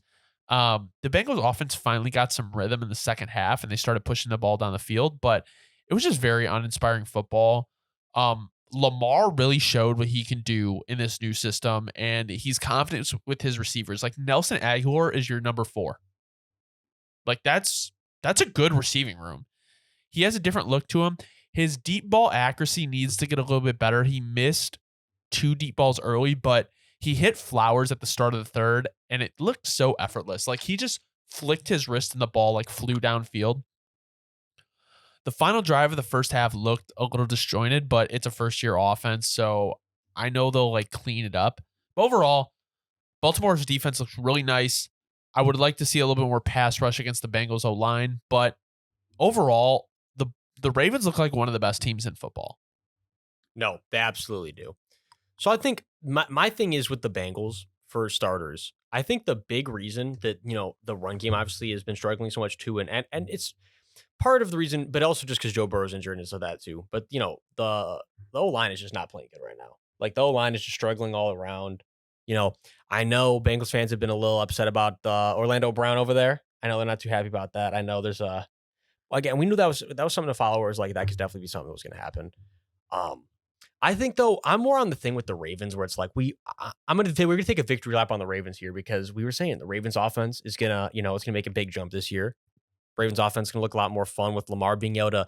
The runs will be much more coming from a place of being able to roll with everybody downfield because the passing game is much more fluent, and it's been exactly what's happening, right? I mean, it is what it is. We're here, and it's a weird situation, bro. It's just like, the thing is, like, I love that Lamar is like excelling in this. Like, you can't call him like a running back now. Like, you can't. Like, he's proven himself in just this week. Like, it was not clunky. Like, it just looked so good. And two, I wanted to say, because you already said it, but dude, see a Nelson Aguilar out there again, and the touchdown he had, bro. Great, like little, like it was a crazy little like look back, like, you know, it was a little vintage Nelson Aguilar moment. So, into Zay Flowers just looked really good for a rookie, so you got to love it. Mark Andrews coming back, looking good. Maybe not as like explosive as you thought, but you know, he's still Mark Andrews. They have 5 weapons. No, yeah, like Rashad Bateman, OBJ, Zay Flowers, Mark Andrews, Nelson Aguilar. Like, Gus Edwards ain't bad either. So they have a really good offense. I like their O-line too. So I say also last thing, I guess, but because I almost forgot. But T. Higgins, you know, I was saying the contract negotiations last week. Yeah, he was, you know, he took a L. He won this round. All right, he's back to 2 touchdowns. He looked really good. You know, boxing dudes out. We know that's T. Higgins. I had no doubt it was going to happen. I still think they're going to move on from him. I don't think they're going to invest the money. It's going to be so hard to do no matter what. But yeah, he's definitely showing though. You know, he's still worth good money. All right, let's move into Chicago at Tampa Bay. Could the Bears go 0-17? Well, we certainly know it's possible. Again, we were talking about this before. You know, it was a little, we cheated a little looking at the schedule and everything. Like you said, like, you asked the question. I mean, it's like, when are they going to win the game, right? It's like if they don't win, what were the games we said that they that they have a really good chance? Let me pull up the Bears schedule. So they play the Chiefs. Okay, they're going to hang 50 on us. The Broncos and the Broncos, Commanders, Raiders are 3 of the next 4 games outside of the Vikings. They have to, if they don't win one of those, their next chance to win, Probably the Panthers would be definitely Panthers the best. or Arizona. And I do think you guys will. Don't get me wrong. I think the chances of you guys actually losing, I mean, jokes aside, I'm kidding when at first, but like, all right, so jokes aside, I think that if I'm the Panthers, y'all beat the Panthers, y'all probably beat the Cardinals. I think, but it's like at most we're looking at like 3-4, right? I mean, it's like we're getting it. We were looking at like 7, 8, 9 at the beginning of the year. Now, like we dwindled heavy, and it's like it's only. I mean, unless you guys just, unless you somehow pull out against the Chiefs right now, you'd like, it's like, it's probably really downhill from here. There's a lot of uncertainty in the building with the Bears right now. Yeah. That's been the biggest thing. I mean, you guys have been showing me all week is like, the dialogue has been very heavy around brutal, like, man. do nothing. Bro, they keep saying, what do they say? They say the more things change, the more they stay the same. Man, let me tell you, I'm trying to think of a time that I actually started where I started actually really seriously caring about football, following football. I don't think there's been a time in my life that I actually started caring, my point, really actually being in football, where the story around the Bears hasn't just been the ownership around this group is just inept. The general management around this group is just suspect. The coaching around this team is just not it. It's just been the same thing for so long. And they keep making me look like a jackass. I keep gassing the Bears before the year start. I keep trying to think that things are going to turn around. Getting the local population excited for the season. In Chicagoland out here, and it's like, unfortunately, bro, the Bears are just in for another rough year, no matter how you slice it. Even if they really turn things around, it's like best case scenario. I mean, what is best case scenario at this point? Let's be realistic. I mean, I'm a realistic guy. Justin, I don't think he's just going to absolutely just turn the switch like this out of nowhere and get all his confidence back. No. And I think, again, to your point, well, best case scenario is that he starts actually having confidence outside the pocket, feeling like, fuck it, I'm going to actually roll out. I'm going to do my thing again, because obviously they coached that out of him this offseason.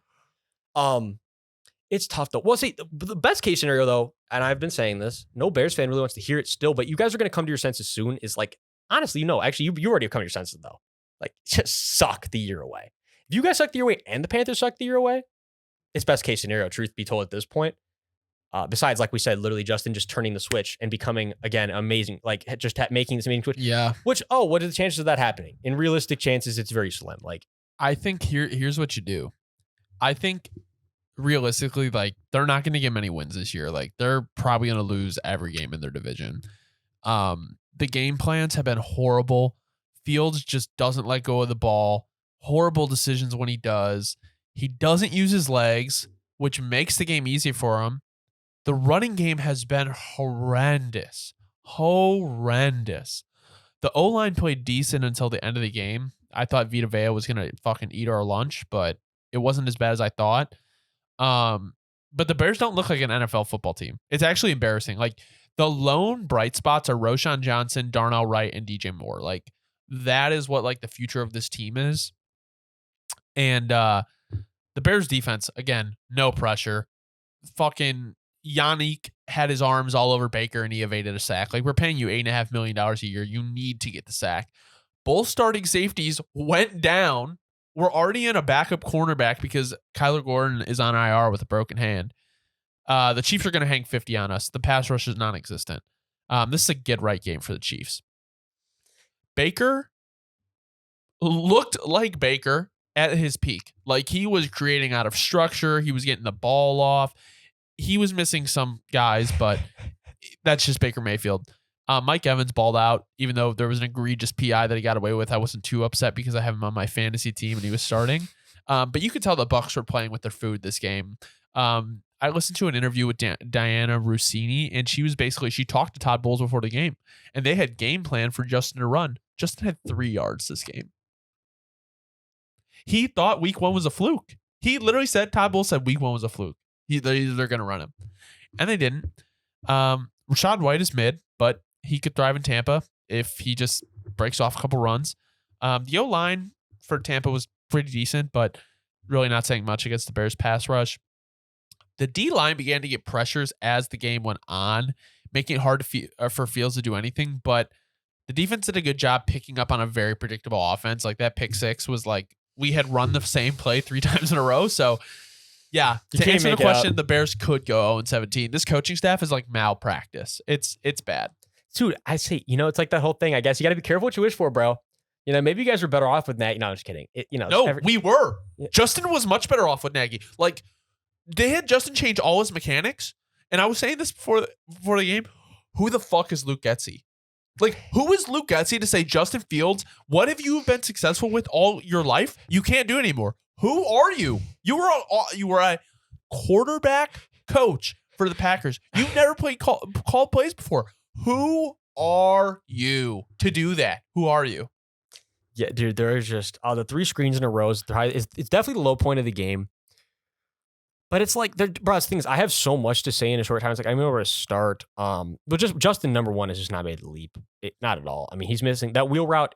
You can't scheme a guy more open than that in the league. You can't miss it. I'm gonna keep going back to that one. That's the worst rep that he has had probably in his career. But then back over here to, I'm going to talk, because I'm not even going to go too much into the Bears. Like, we know the Bears. It's like garbage. They're injured and they're just not it. We know that. I'm not going to go too much into it. However, on the Bucs side, right? Look, man, is Baker on a fucking revenge tour over here? Like, I know your guys' defense sucks, but that still is a great stat line, even against the defense that, even against the defense that sucks. And he made Mike Evans look like the Hall of Famer that he's going to be. Mike Evans just had an absolute Hall of Fame game on you guys, though. I mean, this is egregious. One more catch. What did I say? What did I say in the chat? Gone for 200. Career games for Mike Evans and Baker. I said this before the game, and that is literally what happened. They didn't even have Kalijah Cansey on the D line. You cannot. I'll say this is one of those games you honestly cannot make this up. This was really this was the pinnacle of you crystal balled this one. What was that one stat too about Javon Dexter and Zach Pickens haven't won one pass rush rep? Like, there is so much malpractice going on this team.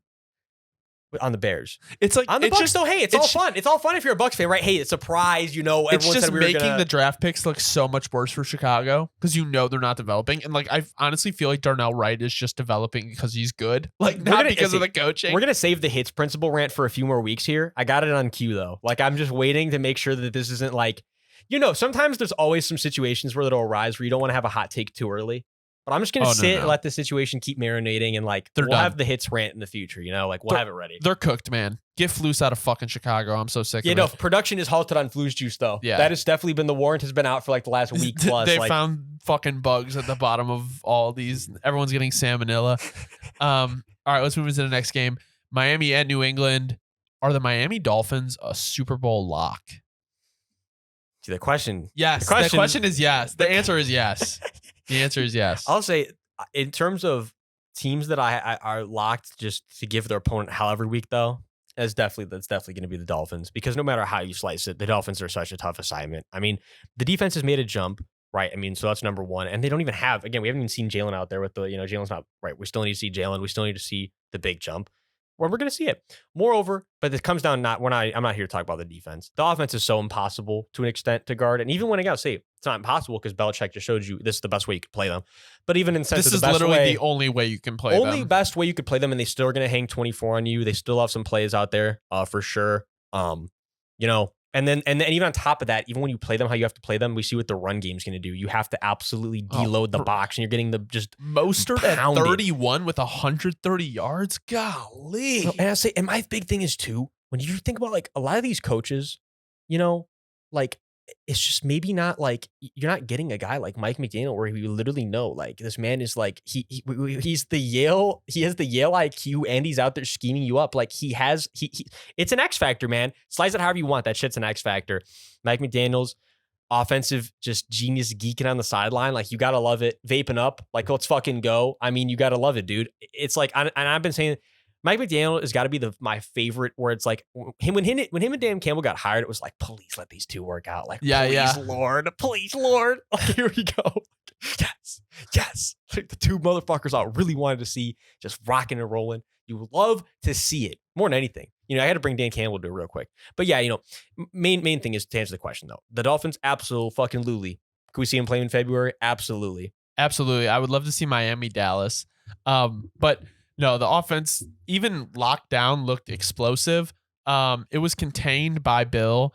But I do not expect this to be the case next week versus the Broncos.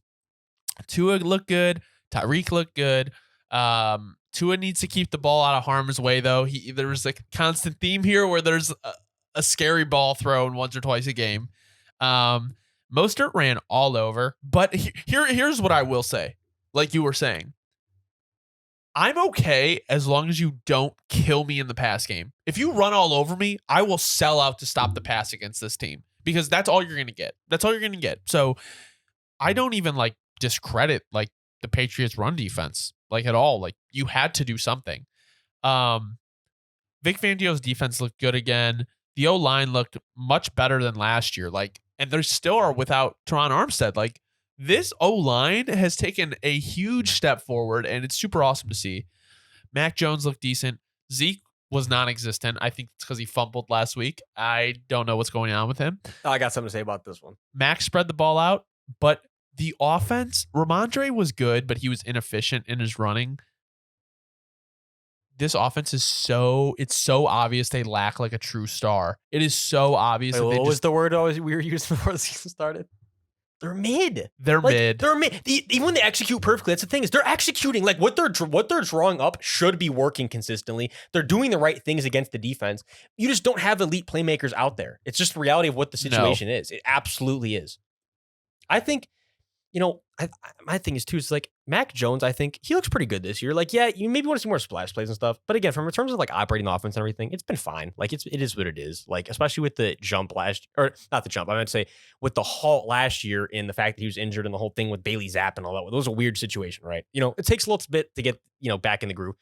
I'm not worried about Mac Jones. What I'm worried about is like I want to say when you brought it up is this Patriots run game is just at least at the moment, like, and why is that concerning, right? As we know, I mean, what has been the Patriots' bread and butter? It's been that they were going to pound you just enough that you have to sell to it, and then they're going to hit you with the play action. They're going to make you a little short game shit. They're going to make you pay, right? That's been the Patriots forever. Right now, it's just not how it's been working. The Bill O'Brien offense has not been generating any run game, and they need to generate run game. That's all. That's really, I think that's what it comes down to. Is because Mac, that's my thing is to tie it together. Mac's doing all he can with the fact that the run game is garbage right now. They're not, and on top of it, they really don't dial up a lot. Like, I guess Mac ran the ball 5 times, so it inflates it. But besides Mac's runs, you only ran the ball 20 times, right? You passed the ball 42. Not the most balanced game plan.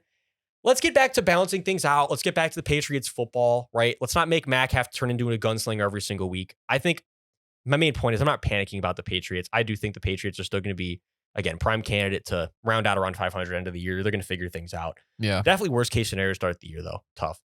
Very Two bad. very close, tough losses against very good opponents is the worst and best, I guess. If you're going to be a bad team, it's the best way you could be a bad team. Yeah. But it's a terrible situation regardless. I agree. All right.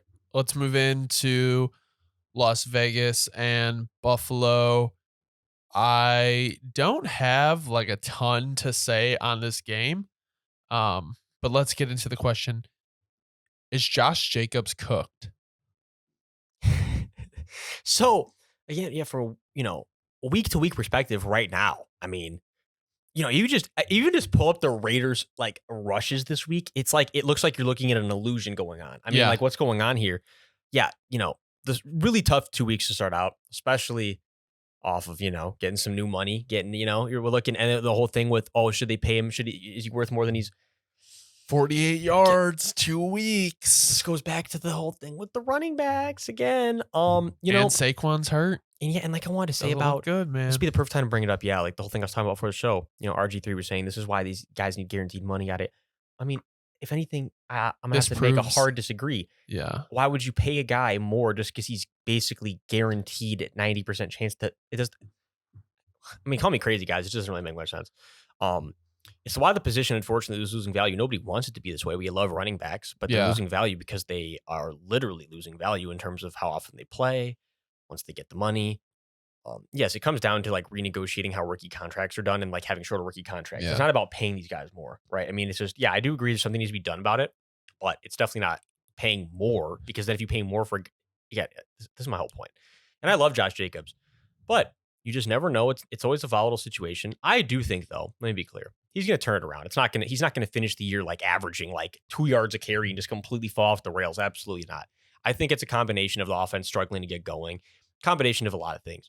But at the end of the day, no matter what, it's what you don't want to see if you're a Raiders fan. It's the bottom line. And it's a tough scene. But, it's also just the Raiders, as I said before the year, it's going to be a really tough year. I do believe for the Raiders. I think it's a very uphill battle ahead. Yeah, it is what it is. I don't really know where you go from here. The run game was brutal, and Devontae Adams still looks good, but it's like Jacoby Myers being injured. Like, what is Devontae your only offensive guy? Like, I don't know. You have Renfro, you have Austin Hooper, but they need to improve the O-line. There's a lot of holes on the team, but you can at least see some continuity. Like, it's better than it was last year. The defense couldn't stop a thing. 183 yards on the ground. Pass defense, think about it. 183 yards on the ground against the Bills. The Bills. Not to say they're not a bad team. It's just like they're not known for their running. The pass defense wasn't much better, but they did hold Allen to under 300 yards, which is pretty good. They need improvement, though, if they want to compete in the AFC. Jimmy G, first pick wasn't his fault, but this team for sure suffered without Jacoby Myers at wide receiver too. I put this down, and I think this is an interesting point. The Raiders really could benefit for a gadget player like Taysom Hill. It would really add some like creative juice to the offense that would kind of throw teams for a loop, because the McDaniels offense is just so in structure and everything like that. So, James Cook, 7.2 yards per carry. If the Bills finally have a run game, that offense is going to be ridiculous. Josh Allen was very efficient, made smarter decisions. I feel like you're due for a couple Josh Allen games every year. Like, that's what you get with him. So, as long as you can, take your lumps and survive them, then you're good to go. The pass rush was good. Forced Jimmy G to create out a structure, which he couldn't do. Their run defense was outstanding. They look like they got some juice. Their defense is elite. It's just going to be interesting to see if they can continue this later in the year, because they look like the most put together team early last year, and then they kind of like lost some juice. So, with the Bills, is just seeing if they can hold on to it. No, absolutely. And you already touched on basically everything I was going to say about the Bills. Main thing is, though, I mean, you gotta love to see this if you're a Bills fan. Like James Cook, start off the year really hot. You know, James Cook looks like he's made a big improvement.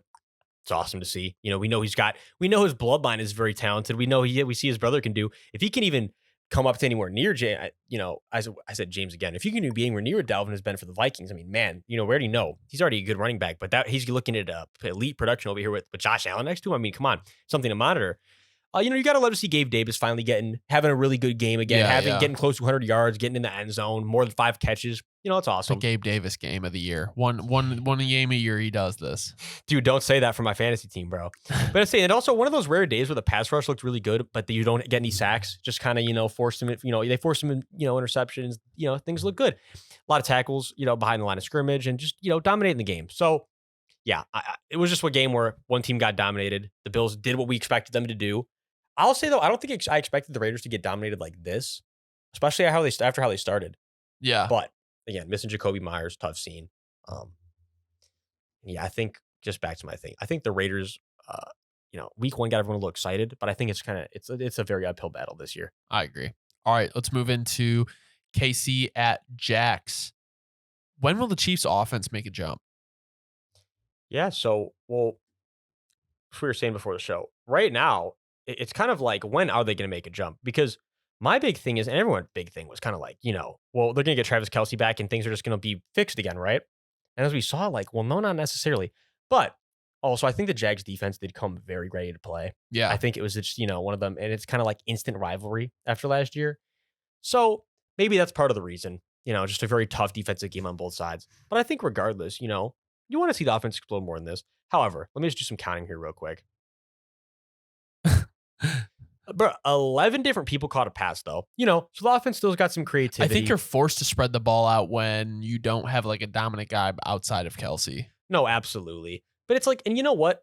Regardless, you won the game. A win is a win. Yeah, I think they're going to figure it out. I just think the real question is, more than anything, when I try to think, it's like, is the offense ever again going to be like, but that's what's so weird is like, it's like, I guess what we're going to really, the real question is kind of like, is it ever going to get back to like that Tyreek Hill explosive level again? No, probably not, unless they get some guy like that. Yeah, and so it's like now it's an interesting situation to monitor. But like you said, when's it going to happen? Well, it's going to happen next week, right? I mean, like if there's a time to get right, it'll be next week. And if anything, they don't get right against you guys, I think it'll be the biggest telltale sign of the fact of how much more behind the chains things are than we think, or if things are like where, okay, they're going to be just fine. And they put up 50, 45 and you guys will be like, okay, it was just, they were slipping, they had to get right. It's very indicative. I feel like They this, need to how they put play 50 you guys. on. They need to put 50 on the Bears. Like, if they don't, I don't really know what to say. Like, the Bears defense is horrible, and Matt Nagy was the head coach here. Well, I'll say, here's my thing too, though. Again, talk about with the sample size. Week one again, against the Lions, we were saying to ourselves like, oh, everybody, the narrative was like, oh, does the Lions defense gonna be really good this year? Is the Lions Geno Smith literally just carved the shit out of them. So it's like, maybe, just maybe, the Chiefs are gonna struggle even against terrible.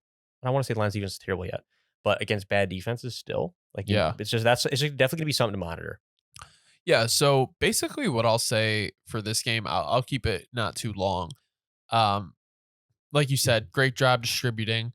Tony looked better, but the wide receiver core still has a way to go. He's got to clean up. Tony fumbled in this game. It seems like there's always an issue with him, but the skill players made plays when they need to.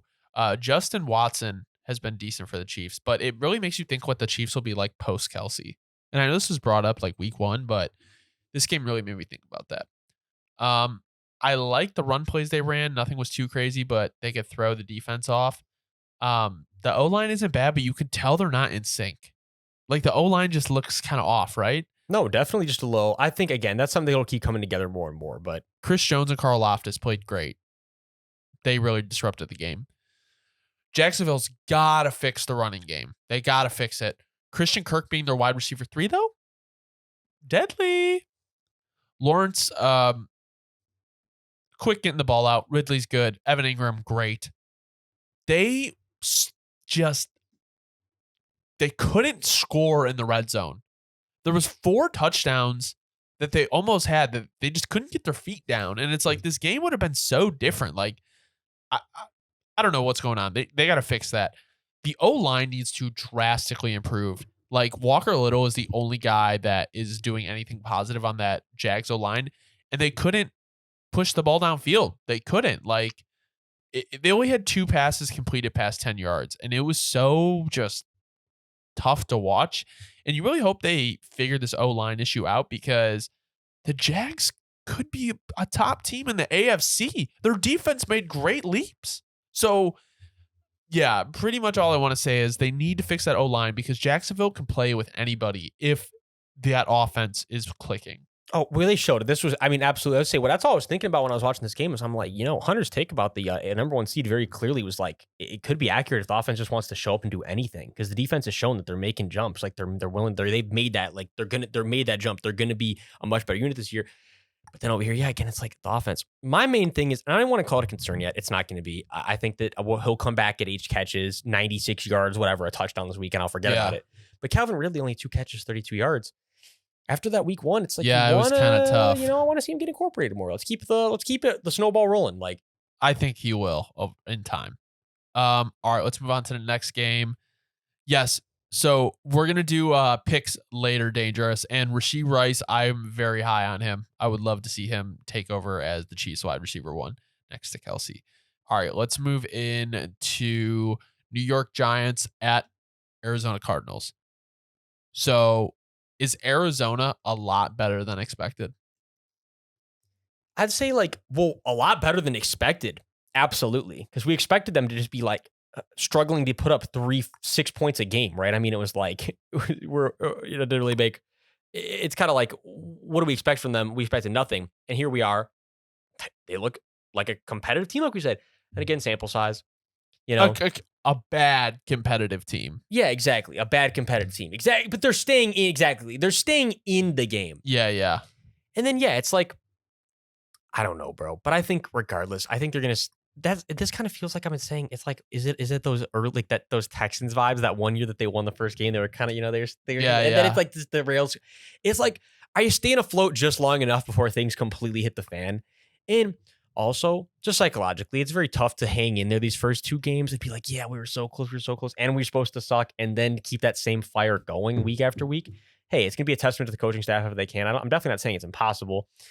It's just, I wouldn't be surprised if it's like, and I might just keep saying this until I'm proven really wrong and they just straight up win a game or they keep this going, which they could. Yeah. But I do think if I'm a betting man kind of perspective, it's like I do bet it's probably soon enough. Like maybe they're just going to completely fall off the rails and things are going to get really rough.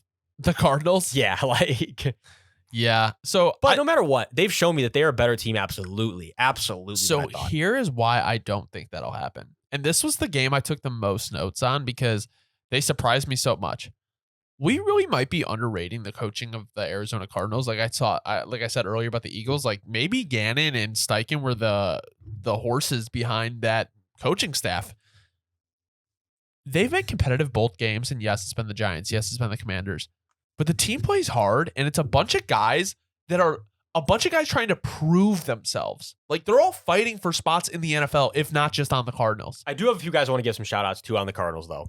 They only have a -5 point differential. Like they have not been that bad. And you can see the culture shift already through 2 weeks. They need to learn how to close a close game, but you can't let your opponent come back and win. The young team will either learn from that or it's going to be a theme throughout the year. Their defense is graded top 12 for pass rush, and 3 sacks is impressive.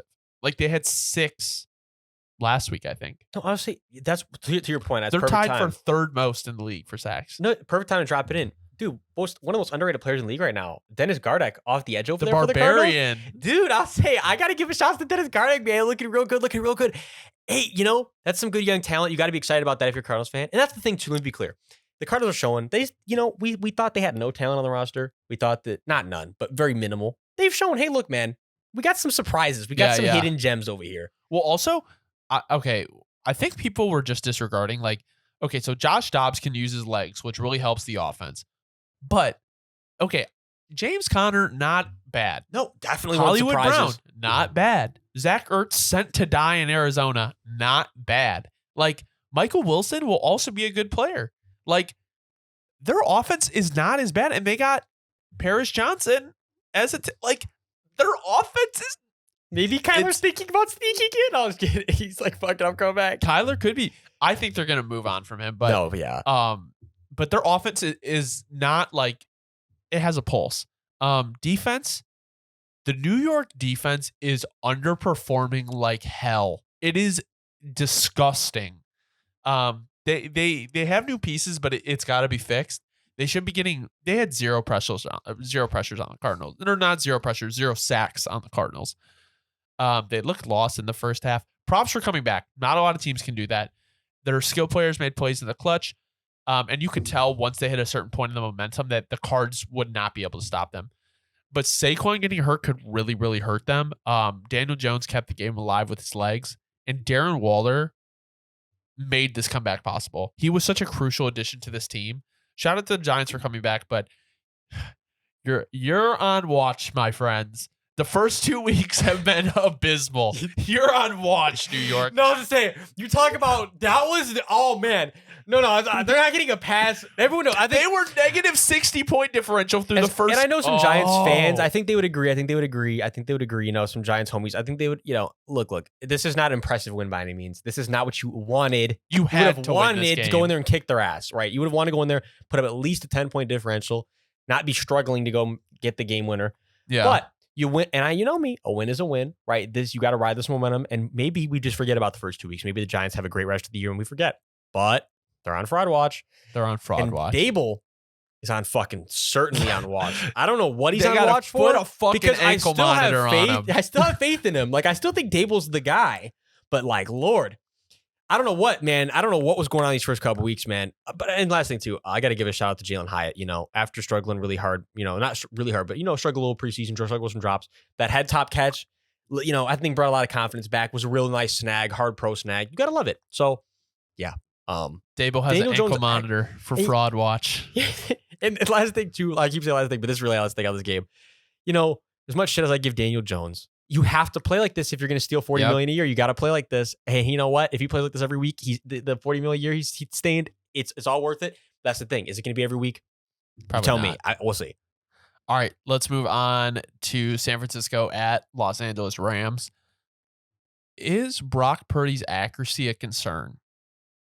Well, last week it was. And that's the thing is, I'm not going to sit here and, I don't think any Niners fans would either. I think they'd agree completely with my stance here. But, you can't panic yet. But, if things keep going, if last week is a trend, it's a rough trend. Because it's the Garoppolo trend to an extent where it's like we're dialing everything up perfectly, but we're just missing a few things we can't miss. Again, he hasn't shown this as early before. This hasn't been like his MO or anything. I'm not going to sit here and worry about it. But, let this happen again next week or let this happen again in the next couple weeks. It'll certainly be a real dialogue. But right now, I think, rough week. It happens to the best of them. Yeah. And you won the game regardless. And that's also because the run game was just absolutely obliterating the Rams. But, hey, I do think that after last week certainly is a struggle, and it's going to show up in the film room all week. Yep. All right. Yeah, I think it could be. The issue I have is like, that was a big reason they got rid of. Obviously, Shanahan and Jimmy G had their own gripes, like off the field and everything like that. But Jimmy G was missing those deep throws. And like, that was a big reason I feel like they got rid of him. The 49ers line held up well against the Rams defense. But they definitely allow more pressure than last year. CMC, monster. Kittle, monster. Ayuk taking a step forward. He got hurt in this game. He's got to stay healthy. I feel like the 49ers D-line should have done more. Where the fuck was Nick Bosa? Like, did he play? No, obviously he played, but like, Stafford had a good amount of time to throw. Do it 55 times as well, I mean. Yeah, a lot. Purdy missed those two deep throws to Debo and Ayuk, man. They were wide open. Honestly, here's my thing. I'm going to talk about the Rams, and then I'm going to come to the conclusion of this game. Puka Nacua, Tutu Atwell, they can play. Once Cooper comes back, the Rams offense, Kyren Williams. No, that receiving core, like, out of nowhere? Tyler Higbee, not bad. Here's my thing. Stafford, story as old as time, 2 interceptions. The first one was not his fault. It was tipped. The second one put the game away. It put a nail in the coffin. Lenore also just made a fantastic play, but I agree. Can't. Despite the injuries, Stafford looks good at his age, and he's moving well. But they didn't punt until the first 10 minutes in the third quarter. So shout out McVay. What you're doing with this offense is incredible. Kyren Williams looks awesome. Cam Akers, sorry, buddy. You're playing in Cleveland, just fucking Detroit. I don't know. You're not going to be in LA for much longer. This is like the third time we've had this conversation, but the Rams O-line did amazing, only allowing 1 sack against the Niners. The Rams can compete, and McVay is truly him. This is what I will say. The 49ers should have ran away with this game. Ran away, and they didn't. So that's my only thought on the game. That's like my main thought from the game. So I'll go a different direction just because you already touched on everything about the Niners and everything. And I just got a few things to say about the Rams. But hear me out. So number one, the Puka Nacua explosion. I mean, I don't even know the words. I don't even know the words. Training camp hype guy. Like, oh, this is the guy. And everyone's like, oh yeah, fuck him, whatever. And he actually was. No, but I can't but this is different. This is like a dude's coming out week 1. Like he's playing like a first ballot Hall of Famer right out the rip. And the thing is what makes it so weird is you're like, nobody saw this coming. Like, yeah, Puka Nacua was putting out some real solid tape in college, real nice rack, real nice. Yeah, he gets the ball in his hands and he hits it. But you told me he was going to have 25 catches, 266 yards in 2 weeks. That's like a lot of rookies' whole season. Yeah. It's that's not even a lot of rookies' most season. That's you're like, yeah, he was getting touches. Good. That's good. He was out there. This dude's out here. That's his first 2 weeks. Man, it's unprecedented. It truly is unprecedented. That's why I'm gassed so much. Because if anything, too, it's just a testament to Sean McVay and this offense. This West Coast scheme is just absolutely ballistic. Sean McVay just is a cooker. Shout out to Sean McVay, man. Shout out to Kyle Shanahan. what a great West Coast offense game more than anything. Just, it was, I do agree the Niners should have ran away with it, but it was just a good, fun game to watch. Yeah, I agree. We're the real winners that it wasn't. Yeah. Yeah, I'm interested to see how far the Rams can go this year. They could possibly make the playoffs. I said week 1, 2, I'll repeat it. Kyron Williams was very seemingly the fantasy steal of the year. He was the league winner this year. Where everyone's like, I mean, they're they like fucking shipped off. They're about to ship off Cam Akers. There's always that one guy where it's like, yeah, and you got him like round 12, 14, 15. That was where me. it's like, I got that's Jared the guy Goff that wins last you year, it. round 11 in Dynasty. Well, that's Puka too. Like that's Yeah. literally Puka. They're on the same team, the same role. They're playing on people's fantasy teams. Imagine having both of them. Oh god. Anyways. New York Jets at Dallas Cowboys. Are the Dallas Cowboys the best team in football? Well, Yes. I'd say me absolutely. Like Yeah. if you're telling me right now, so many reasons. They are. Yeah, not much to talk about. I mean, like giving the ball to Breece Hall 4 times when Rodgers is out. Like Zach Wilson is not going to drive this offense. Breece also had 0 catches. Hackett without Rodgers, like I don't know. Like Wilson needs to use his legs. He was at some point, but it's like I don't know. The Jets, like I don't know if there's much more to say than unless they find like a vet QB and like we were saying, there's no shot they do anything. Like Zach Wilson had 3 picks. Like what are the Jets doing? Like even the Cowboys offense diced up their elite defense. So what is the? I'll say my part on the Cowboys and then I'll let you go and then we can do whatever because there's really not much to say on this game. The Cowboys are dialed in. They're averaging 35 points a game in the first 2 weeks. Mike McCarthy offense has been good. We'll see if it goes on later in the season. It felt like they can move the ball whenever they wanted. Gallup is your wide receiver 3. Nasty work. I want to see what happens when they play week 4 and 5. I believe they play San Fran one of those games. And even with a good pass rush, Dak had a lot of time. The D work, the O-line's doing work. The stats might not be crazy for Dak, but he's producing, and Pollard was inefficient. He only ran for 2.9 yards a carry, but this offense was so nuts. They only allowed 1 sack. Micah Parsons, animal. CD went off. My only gripe with the Cowboys is I would like to see them have a better running back too, but we said Deuce Vaughn is still developing. So no, that's the thing. No, absolutely. Yeah, and again, I'm with you. There's not a ton to say in this one because this is one of those games where we know where both these teams stand, right? I mean, I'll get the Jets over with quickly just because you already said basically everything. But yeah, Nathaniel Hackett, this was a failure class. This was one of his toughest games ever for sure. Yeah. You just can't do that to Zach. I know that the Cowboys D-line isn't ferocious, but you just can't do what you did to Zach. No. That was basically why the result of this game is malpractice. Yeah, malpractice. You put your young guy who's already going to be struggling with confidence into the worst situation possible. Go figured. He tossed him into some shell coverage, which is exactly what happened. Couple, they weren't good reads, but again, it's what's going to happen. He's trying to take a shot. He's trying to get the game. He's trying to get things going when there's nothing going, and that's exactly what's going to happen. It's just there's just another way to put it. The little slant to Garrett Wilson was the highlight of the game. I mean, other than that, this was just a game that Jets fans are going to want to forget about, rightfully so. And then on the Cowboys side of things, it's like, yeah, this is the team that we should see in the NFC Championship on one side. I don't know who the other is going to be yet, but this is definitely one of.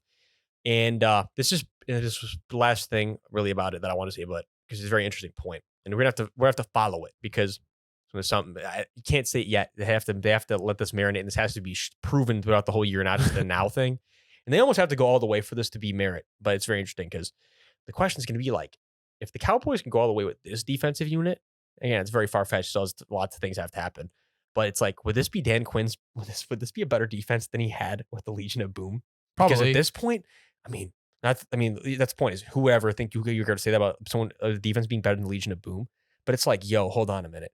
This defense right here is actually just star-studded and just absolutely ballistic. So it's like, if anything, too, I think the point is more than anything, not. And I'm like, I'm just having more fun with that. But let's just go back to the serious side of things. It's like Dan Quinn is a defensive genius, and Dan Quinn is he puts together electric defensive units, and that's exactly what we're witnessing here.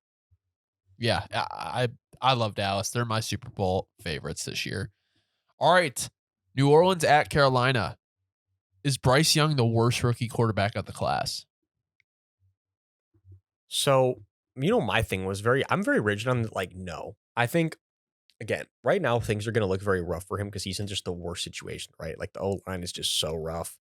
He has like virtually no weapons. Yeah. I mean, like he has them, but they're just not like killers on like first, second down. They're like good third and short guys and stuff, but they're not good like crossing route run. You know They're garbage. They're just not like he just doesn't have anybody that really moves the needle. And it's like, again, the best play of the game. I mean, I'll give you some reference. Was like the touchdown they got on the board was literally like Adam Thielen doing some like pretending like he was knocked out of the play and then just rerouting and turning around. Like you get my point. You're not getting a lot of you're not getting a lot of explosive plays. Like it's going to be a very tough situation for Bryce to be in, especially when he's used to playing with all world talent all around him. But he showed multiple times this game. He has very good processing skills. He did things where he was making flat corners jump and then going and throwing the post over the flat defender in between the flat and the deep half, doing very good stuff you want to see, right? And even though it's very basic stuff, it's stuff that a lot of rookies struggle with. And he showed me that, yeah, look, I'm going to maneuver. I mean, I still know how to manipulate things. I still know how to move. He looked really good outside the pocket too. He made a couple very stupid decisions, holding the ball way too long. But that's like every rookie does that. So I'm not going to sit here and knock on it. It just is what it is. Every rookie wants to extend plays and be the hero because they have been their whole life. They learn very quickly that's not how things are going to work. It's just psychology. He's going to get into that. He's going to get into that line of thinking very soon. Back to my other thing, right? I mean, the Miles Sanders, spending the money on Miles Sanders. What were you doing? It was a complete, like they literally just spent $7 million a year on because again, if you're not like winning off of the money, you just bet the money. Like they made Miles Sanders super rich. Yeah. So shouts to the Panthers, I guess. Miles Sanders just got super rich off you guys. But like again, that was literally part of my notes. Miles Sanders is literally just a player. Nothing he is doing is special at this time, which I have been saying. He's literally just a running back. Eagles fans were, and this is the thing, Eagles fans, you got to love it. They gas up their guys. But that's like, I'll use DeAndre Swift and Gainwell, that was my examples. Dude, you put any back in there, it's going to work. Yeah. They're not talented guys, but remember when the whole thing was like cut Swift, like on the lines? Like, you see my point? It's like situations matter, right? Situations matter. So here's my thing. Due to the injuries on the O-line, Bryce is not going to have a ton of time. And like you were saying, those receivers are just not doing him favors. Mingo will be good, but not right now. He's going to take some time. They only threw three passes beyond 20 yards. So the offense doesn't have any juice to me. It's very dead. And Frank Reich, in my opinion, was never great in Indy. And it's week 2, and they're already asking for the OC Thomas Brown to call plays. Like, obviously there's an issue, and obviously they've been the Panthers media has been seeing something. So here's one thing I want to point out. Young's size was talked about a lot when he was being drafted, and I watched him get sacked yesterday. And it was a defender coming around the edge, and all he did was get a hand on him. He wasn't even like wrapped him up, nothing, and Bryce fell. Literally like 2 seconds afterwards. Like the residual force, like like carried through him. The size may start to become a real issue. The Panthers defense, props to them for keeping the game close. Now that depends if that's the Panthers defense or Derek Carr. But being down your best corner and then losing Shaq Thompson is not easy. Frankie Louvu balled out. So the Panthers fall to 0-2 without a first-round pick. So piling up losses like this is just going to hurt your QB's confidence. But just to touch on the Saints real quick, the line was okay. Carr was definitely feeling the pressure, though. He was definitely feeling the pressure. He spread the ball out, but he did look kind of pedestrian this game. Yeah. The pick was bad. It was the worst. It was by far the worst pick I've seen on tape so far this year. There's no debating it. That was the worst throw. Fields has done some pretty bad ones. No, I don't think he's put into triple coverage, though. Blatant. Like, that was one where it's like, no, that wasn't a 2-on-3. Like, I'm not going to find another way to spin it. You literally dropped into 3-on-1. I don't think I've seen that happen more than once this year. He's the first triple coverage guy. I think it was bad. MT looked good. He looked like he might be back for a while. Jamal Williams, hopefully he's okay. AK is coming back soon. Tony Jones Jr. did okay. Saints defense put pressure on Young, but the team is also missing both their starting guards. So the main takeaway is if Taysom Hill is working, keep using Taysom Hill. Dude, that's what I think. Call me crazy. I mean, come on. It's like, come on, guys. Like, Tony Jones has literally had a week, like 2 weeks in the system. I know let me be clear. I know he was in the same system before. He's like a Saints alum before he went to the Broncos and he moved around a little bit. I know he knows the offense a little bit, but the point is, regardless, it's very tough to take a guy who's been practicing with you for a couple weeks most and then throw them in and be like, all right, everything's for you. Taysom very much, though, on the opposite side. He knows the calls. He knows everything. He knows the lingo of the team. It's working. Let's just use him as the running back. Like, am I crazy? They clearly can't defend it. They clearly did not feel like tackling him. And that's the thing about Pete Carmichael that will kill me. And even when Sean Payton was here, a lot of times would kill me. They would get so far away from things that would just work to try to be in the sake of creativity. Yeah. It's like, we aren't artists. No. We are here to win a football game. Like, let's just do what's working. Yep. That's Art Smith style. Yep. I like the Art Smith style. But yeah, so basically it was a real ugly divisional game, basically. Whenever we play, though, it's just so ugly. Yeah. NFC South football, baby. Moving into AFC North football divisional game, Cleveland at Pittsburgh. Is Deshaun Watson a bottom 20 QB? Dude, this is just such a tough one. It is so brutal. Like, he just doesn't have the juice. He doesn't have the vision. Once he's outside the pocket, he's making like no plays. The deep ball accuracy is brutal. Turnovers literally lost that team the game. The pick six, which wasn't necessarily all his fault, and the fumble were literally the reason they lost. They were the reason they lost. He's got to figure it out or they are fucked. So I'm going to give him a pass on the pick six because I get it. But one thing was with the fumble. Dude, you are playing one of the most ferocious units in the league. What, like, at the end of the game, what's the only coaching point? Especially when we're winning. Dude, just don't give them the ball in plus territory. Just don't give them the plus territory. You know, like, and it's like, again, it's just careless. Like pumping. Dude, tuck the ball. You know, we know who we're playing. And again, this is one of those ones where it's making me look like a jackass. This was one of those I was happy on the Browns too. I was very, very high on the fact that it's almost like, how could Deshaun make that huge of a regression? I mean, it wasn't like there was a humongous injury or anything. Like, it was much more in the realm of what was going on off the field. And I know psychology is the thing. Maybe all that is more the reason than anything. But I think what it is when you pay a guy $300 million guaranteed. It's very again. I'm going to go back to it's very hard to get any like what is the where did the incentive go? You know, there's no incentive. Call me crazy. Why do you think when they offered that he signed so quick? Like, it was literally without even thinking. He didn't have to think. It doesn't matter where he's playing. You can send him to a foreign country to go play for that. Send him to fucking Alaska. Dude, I'm saying, like, it's like, no. So, again, I'm trying to think of the right word. It's like a fork in the road, right? We're either going to, and there's no other way around it. He's either going to start making jumps and making those leaps and show us those splash plays, and we're going to be like, yeah, like, okay, rough start. Was to be expected, right? Like, was to be expected. It's hard to come back from those situations and look and he's going to come back. Yeah. But it's getting harder and harder to say that because I said that when he came back first last year. I'm saying it again now. I'm giving him 2-3 more weeks at most before if he does not look comfortable, he just is not comfortable. I can't spin it. And the Nick Chubb injury is just so crushing. Like, that was really what was keeping this offense together. And if Jerome Ford can come in and do at least 75% of what Nick Chubb does, their offense will be okay. They still have a good offense. That's why I was like, I don't want to hear this whole like pity party now. I agree. Losing Nick Chubb is huge, and let me be clear. My heart breaks for Nick Chubb. That's not what I'm saying. Yeah, my heart breaks for Nick Chubb. That's terrible. I'm pitiful towards that situation. That situation is terrible. I'm talking about a situation where we're pity partying like the Browns offense and Deshaun. No, you can't do it. No, I'm not doing it because, and also let me just be clear. Hold on. I know sample size different, but hey, Jerome Ford averaged more yards a carry than Nick Chubb was yesterday. Yeah, and he got more carries. So I'm saying, and when Jerome Ford was coming out, Jerome Ford's a good power runner. Jerome Ford's got some looseness to him. I don't think by any means he's not going to be the same world beater that Nick Chubb was. Yeah. But he's going to step in here and give you 70, 80 a week. And they cannot, the excuse better not be like, oh, Nick Deshaun's falling off because the run. No. And I'm not saying you are. I just can already see it coming from the Cleveland media. Well, their old line already started to crack versus the Pittsburgh front. No, and that's the thing too, as I've been hearing is I know Jed Wills is playing very bad. I'm very aware of that whole situation. However, Browns fans very much on like the whole like, yo, Jed is not it train and everything going on with that. But DeWan is good in pass protection. The right side's holding up just fine. Deshaun has got to look better than he's looked. I don't care even when the protection has been how it's been. He needs to create out of structure. That's why he's getting paid the 280 whatever, 260 whatever mil because that's what you're supposed to do. You create under false bad circumstance where that's the whole point. You have to. That's what we're paying you to do. Yep.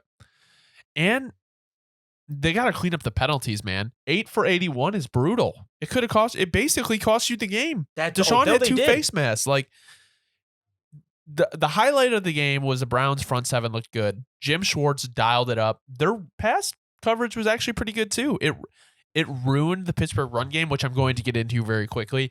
Najee Harris should never take another snap in the NFL. He is so bad. Beyond those 2 runs that he broke, he is horrible. What a backfield of first-round picks. Kenny Pickett and Najee Harris. The O-line was getting Pickett pressured at this and hit, but at the same time, Kenny's pedestrian. Matt Canada is a bum. That's the worst situation on the team. Matt Canada needs to go. Why is he still employed by But the then Pittsburgh Tomlin Steelers? endorsing him is just, that's the whole, That was very brutal. very tough scene. The Pittsburgh defense kept them in this game, and that's how it's going to be all year. If the Pittsburgh defense has to put up points for this team to win, Kenny Pickett, he was 50% on his passes, 50% completion passes, and 25% of his passing yards came from that 70-yard touchdown to Pickens. I was going to say, and let's be real for a second. Does he look like he has chemistry with anybody besides It looks George bad, Pickens? man. Like, he has no chemistry with these receivers. Like, there's nothing like where you're like, okay, yeah, we saw that timing was something they had practiced. Like Yeah. that, they look very like in sync. There's none of that. Everything No. is very, very rigid. And if anything, I think that's what's killing Matt Canada is that apparently his quarterback and receivers have no chemistry. They run nothing of any type of option. It's just a very structured, rigid offense. Yeah, Maybe that's part of the problem. it's bad, man. Maybe that's why there's nothing like that happening. I don't know. One or the other is the case. He either runs nothing like that because nobody has chemistry or whatever. Bottom line is there's nothing going on out of structure. It's very easy to defend. Yeah, and Kenny Pickett's development is going to keep hinging hard if this is the offense. There's no other way to spin it. He could play the best game of his career and still at this point have like 280 yards passing, 2 touchdowns and no interceptions because the offense is just so structured. In reality, Cleveland disappointed, and Pittsburgh, even though they won, still a disappointment. I just don't see where their offense goes. So it's like, oh, maybe the AFC North take wasn't so, wasn't so good. Bro, I mean, at this point, John Harbaugh's licking his chops. Yeah, he's the next Chicago Bears head coach. No, but yeah, so that was our recap of the games. I hope you guys enjoyed. This was a longer episode. I think we're going to try to cut it down a little bit because we went for like 2 hours. But we both had a lot of notes and everything. So we really watched these games. Maybe we come each with like 3 points. Yeah, I think that'll be good. We'll do that next week. It would definitely make watching the games a little bit faster too. No, yeah. Okay, so all right. Well, thank you guys for listening. This has been You Don't Know Ball number 51. Yes, sir. Appreciate y'all tuning in. Drop a like. If you enjoyed, drop a sub. All that. We appreciate y'all. We'll see y'all next time.